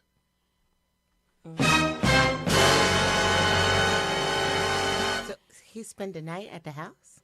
So that's already... Okay, so we don't even need to talk about this one with a girl. I have a 24-year-old son, and he walked one of his friends home who happens to say that she's gay, and went to one of my friends' houses where she was like, oh, okay, they've known each other since they was 8. I wowed out in the morning. I'm like, why would you even let him spend the night? Talking about he's drunk. I was like, he was less than 1,000 feet away from the house. He could have walked home. Don't let him spend the night over there with her, because you want to know what? One day, this is a new world. One day a girl says she gay, next day she pregnant. You can't spend a night at over somebody's house with a different sex and think that sometimes it's not going to happen, and you think nothing going to happen. Things happen. You're watching movies, you're drinking, you're having a good time. You might take a little tote, and all of a sudden you find yourself pregnant, or at least you find yourself slayed by the morning. But he 24 though. Your son 24, right? Yeah, and I was wilding out with a 24-year-old, my own kid. Like, I called the mom and wilded out about it. I was like, don't let my son spend the night over there, because we're friends, and I don't want it to ruin our friendship. So who was wrong in that situation that we just saw? Let's keep it 100. First of all, why is somebody spending? First of all, it's the parent that lives in that house. How did anybody even spend the night in your house with your daughter? Where were you? He said he caught it. He said he caught it. He might have been at work and came in. And the thing was that she said, I didn't know he was going to spend the night. But then the sister, it's the daughter that lives there is wrong. Right. Remember, you know the other family member that was behind said, no, but tell him what you told me. You said it was her that she initiated to say, you come in the room and stay in the bed and get in the bed. So at the end of the day, they both need to be reprimanded. It shouldn't just be the son. Wrong. Everybody wrong, because you coming up to my, oh, don't put no hands on my son. But If it was the other way around, how would you feel? Okay, Valencia said Everybody the got a ring husband. camera, too. Valencia The said the husband's husband is wrong. not I don't wrong. think so. Yeah, because No. if I said that you can come over, but now you've overextended yourself and you came over and you and my daughter, I came home and found you in my daughter's bed, you're doing exactly what I said I didn't want to happen. He said, I said, stay in the living room. But the thing is, you should still be getting on your daughter because he's going to say, oh, so it was your idea? He said, well, you're not going to put your hands on my daughter. Like, everybody wrong. It takes two to tango. So, everybody's wrong. so everybody wrong. Everybody wrong. So- So the parents. so are is the wrong mom for not wrong watching their household? for- Because I for- know they got a ring cam. So is the mom wrong for stepping to the dad saying, The mom was "Don't wrong put because don't put your hands on my son." Because her son should have known better. Like if you know that you go into this girl's house and everybody knows that y'all hang out, but you still went and disrespected and went into her bed, into her room, and you got caught in the bed doing whatever you was doing, you should be getting on your son for that. What you think a father's gonna do? But at the same time, the father should have still been reprimanding the daughter too. Like you initiate this, why would you do that when you know my rules? You know what I'm saying? I would He have didn't say my son anything don't to go her. over there no more. And he was still but walking, he still should have so there's reprimanded no her. reason to go over there. Absolutely. If He still your should have kid was in the reprimanded his daughter. hospital, then you could go over there. He should But have if got in her ass though. You were walking like nothing even happened to you. What did you get popped a little bit? Yeah. Because he said, "Oh, you told him to come in the room." She said, I would tell if my son came home after getting popped a little bit by a dad that caught you in the bedroom. I would be like, well, why were you over there? That part. And why were you over So you there wouldn't be overnight? mad at the dad. That's No, one thing. No. Okay. No, I would never be Absolutely that not. mom that went over there. We would have had to go to the hospital. He had something broken. Yep. And then I'd be like, well, why you do him like that? Right. I would have been like, you ain't got no business. And I would have told Right. the girl, too, you didn't have no business initiating that because you got him in trouble and you stupid for listening to her. Everybody would have got it. You know, I was raised by old parents, so I have very old Me school too. feelings about how you get treated. And Yeah. this new things of like, oh, don't do that, and you ain't supposed to touch nobody, That's a and all lot. that. I'm just not for all of that. Yeah. No, you're right. All right, and the last thing we're going to slide on to is, all right. So here's my thing, right? So you're in a relationship, right? Cordell, whoever your man is. That's been bitch. Get your hands off her, Nora. Get your hands. You don't Y'all have see to the touch shoulder. her. You ain't got to touch me, Noah. You ain't got to touch her. We see the T-shirt. Who the hell got a man? I ain't got no man. I ain't got nobody. Yo. Yo, we are in real form tonight. What is going on? What All right. is actually So going on?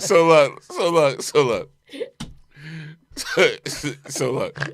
So Oh, God. Cordell comes home, right? With a baby in his head, right? With a baby in his head. Your man comes home with a baby in his head, whatever. He really Whatever. cried too. But no, because you already talked and had your situation out. You know he had a baby by somebody else, right? Mm-hmm. Okay. You know your dude had a baby by somebody else. And this happens. Oh, God. Here's the clip.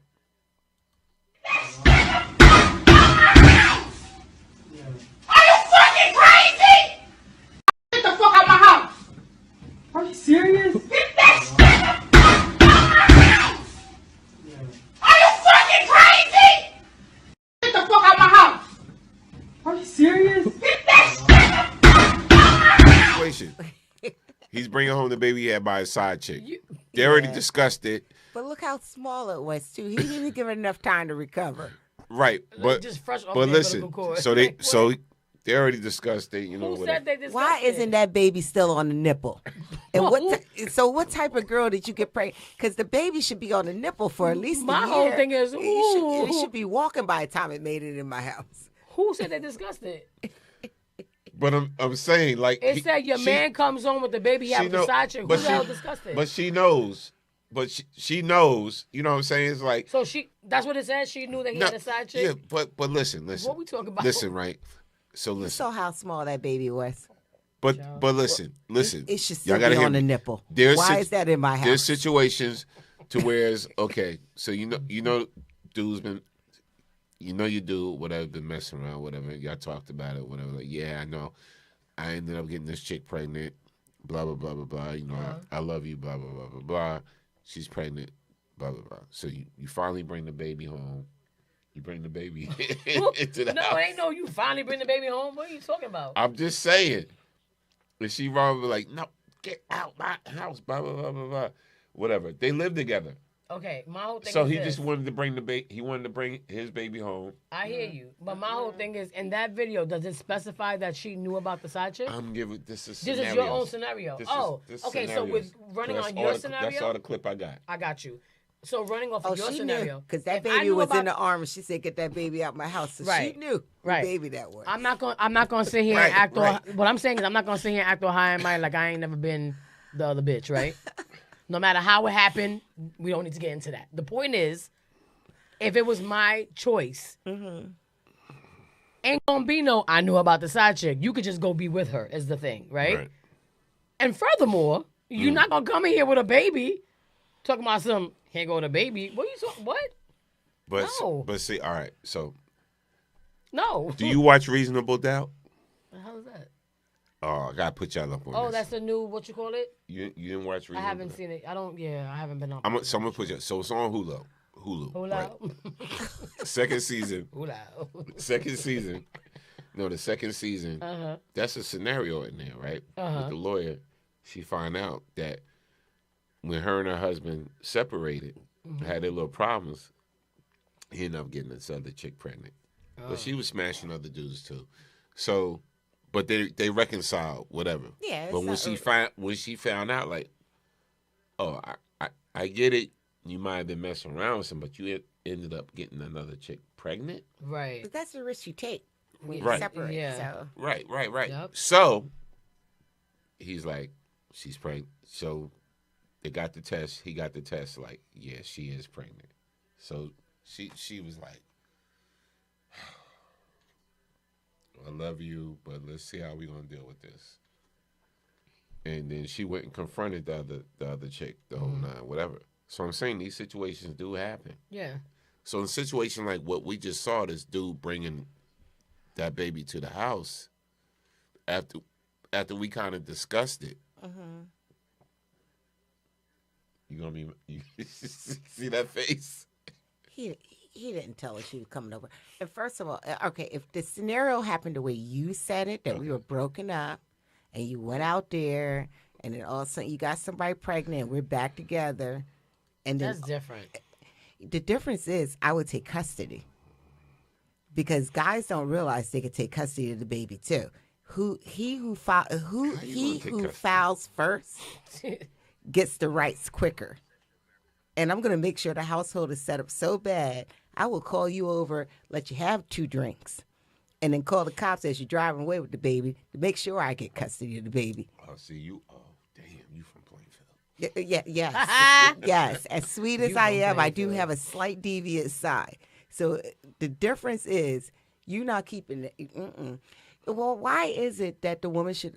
I don't even want to get into that. I'm going to get in trouble. Should always get the rights to the baby. There are a lot of males that are a better parent. Oh, now I'm rocking with you. Or a lot of households that are a better parent. I know. I'm gonna have some women throwing stuff at my house tonight. Oh damn!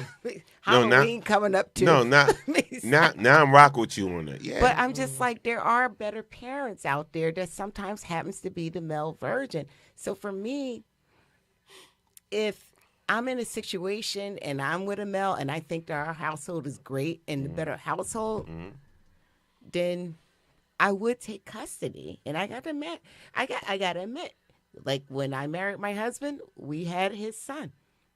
And I wanted to raise our sons together. And it's nothing about the other mom or anything. She kept the daughter. I think, Dora was a little older. She wanted to be with her mom. But I think sometimes the male parent should step up too and say that maybe I should have the custody. There's nothing wrong with that. There's nothing wrong with a male saying that I would like to raise the baby versus the female raising the baby. Maybe she might have a funner time out there going out there and finally finding her knight in shining armor. You're not her knight in shining armor. But I would have took custody. If I'm staying with a man and he had a baby and the baby is under the age of 2 or 3, you better be glad I'm married right now. Because I will be the woman that comes in, we will take custody and raise that kid ourselves. Well, especially if the situation on the other end is not, not feasible in any kind of way. I'll be like, yeah. Girl, let me tell you something. it's like at this age, I feel like I done been through it all, seen it all, done tasted it all. I'm good. I need something healthy and real and loyal. Other than that, if you ain't got it, if you're not offering that, please exit. Yeah. I don't have the time for it no more. You I don't in have no more love. room for situationships, for bullshit, none of that. No ships. No doubt. No doubt. What you're looking for is love and relaxation. Yeah, that's it. Your partner should be your best friend. Yeah. If it's not your best friend, then you should. And you gotta be willing to give what you think you want to give. But you know what? I'm telling you. Damn, maybe I shouldn't say this. Go on, say it. Say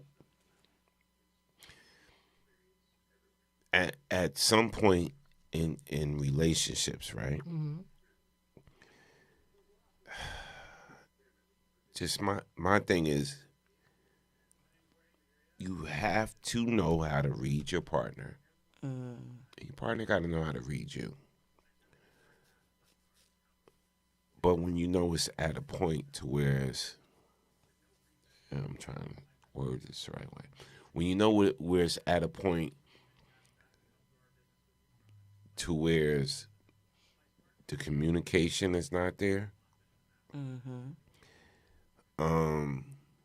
and the general concern for each other's welfare is not there, you have to start reevaluating your situation.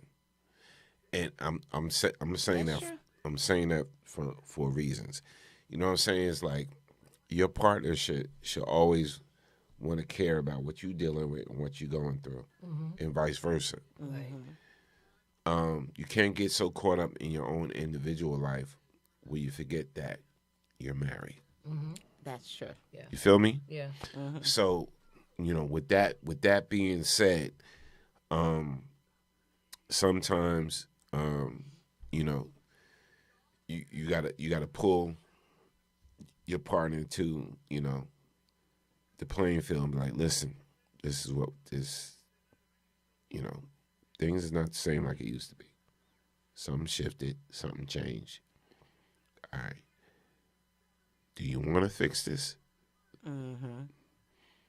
Or you don't want to fix it? Because if you don't want to fix it, then okay. Something got to change. Right. Something got to shift. You know what I'm saying? Yeah. We got 14 years married, 16 years together, so That's it's that every ride in marriage is not going to be a perfect ride. It's a roller coaster. It's not a perfect ride. It's about sometimes it's a drop. Yeah. And then you enjoy that little whiff before it's another drop and another circle. Like it's never going to be perfect. Yeah. Right. It's not perfect. But are you going to enjoy the ride together? And that's the thing. It's not perfect. And it's funny, makes me think of that Luther Vandross song. I'd rather have bad times with you than the time with someone else. See, that's why we need a singer. That's my song right there. That song is a soundtrack to my life. That's what I look for. No doubt. Yeah. Now listen, all right, so we want to thank everybody for joining us and rocking out with us. But don't forget, October 19th, this is going down at NJ Pack. Yes. Dodge Poetry at NJ Pack represents social justice through spoken word, October 19th, featuring Big Daddy Kane, Rakim, MC Light, DJ Spinner. And then we also have the Up Next After Party, which includes Brian Acosta, Alexis Green, Tashawn Glover, Rashana E., James Friesen, my apologies, comedian Pretty Ricky, and Pretty She Is, and our queen, Basima Ruffin. And we also have DJ Storm on the General spinning. He's going to do a little something for y'all, and he's also going to be spinning some classics after everything, that. It's going to be a dope night. So if you guys didn't win any tickets, please feel free to go to the website. We got one more show before. One more? We got one more show. One more show actually before the event. So we're going to give out one more pair? Yes. Okay, so since nobody else called in today, two more pairs. So if you guys are available and you're up, watch the show, tune in, and Thursday. We'll have some more like trivia questions and stuff for you guys. But it's going to be dope. I'm excited because I cannot. Yeah, shout out to Light. Look, here go MC Light. Here go Kiss doing Light. Here go Kiss doing Light, y'all. There's the storm. Check this out. The storm warning shenanigans. George is clean, no drugs and such. But once in a while, he drink too much. hanging in the club where they play rockers. Him and his friend drinking vodka. I was looking for him and I found him there with his clothes messed up and his up hair. I told him he was messing up, he wouldn't go far. He got mad and asked his friends for the keys to the car. I said, don't drive, use your head. Drive while you're drunk and you kill yourself dead. We began to argue, bad words were said. Then he got kicked out by some long-haired dread. Ran into the car as if in a hurry. He started the car, but his vision was blurry. He didn't care, he drove off into the night, riding for miles without his headlights. Georgie Porgy had too much on his mind. He was still young, yet running out of time. Last week he took tests and the doctor told him George had cancer in his lungs and his colon. See, when he was 12, he started smoking. Paid no attention when he started choking. Thoughts flashed through his head, there they stuck. So Georgie Porgy crashed into a truck.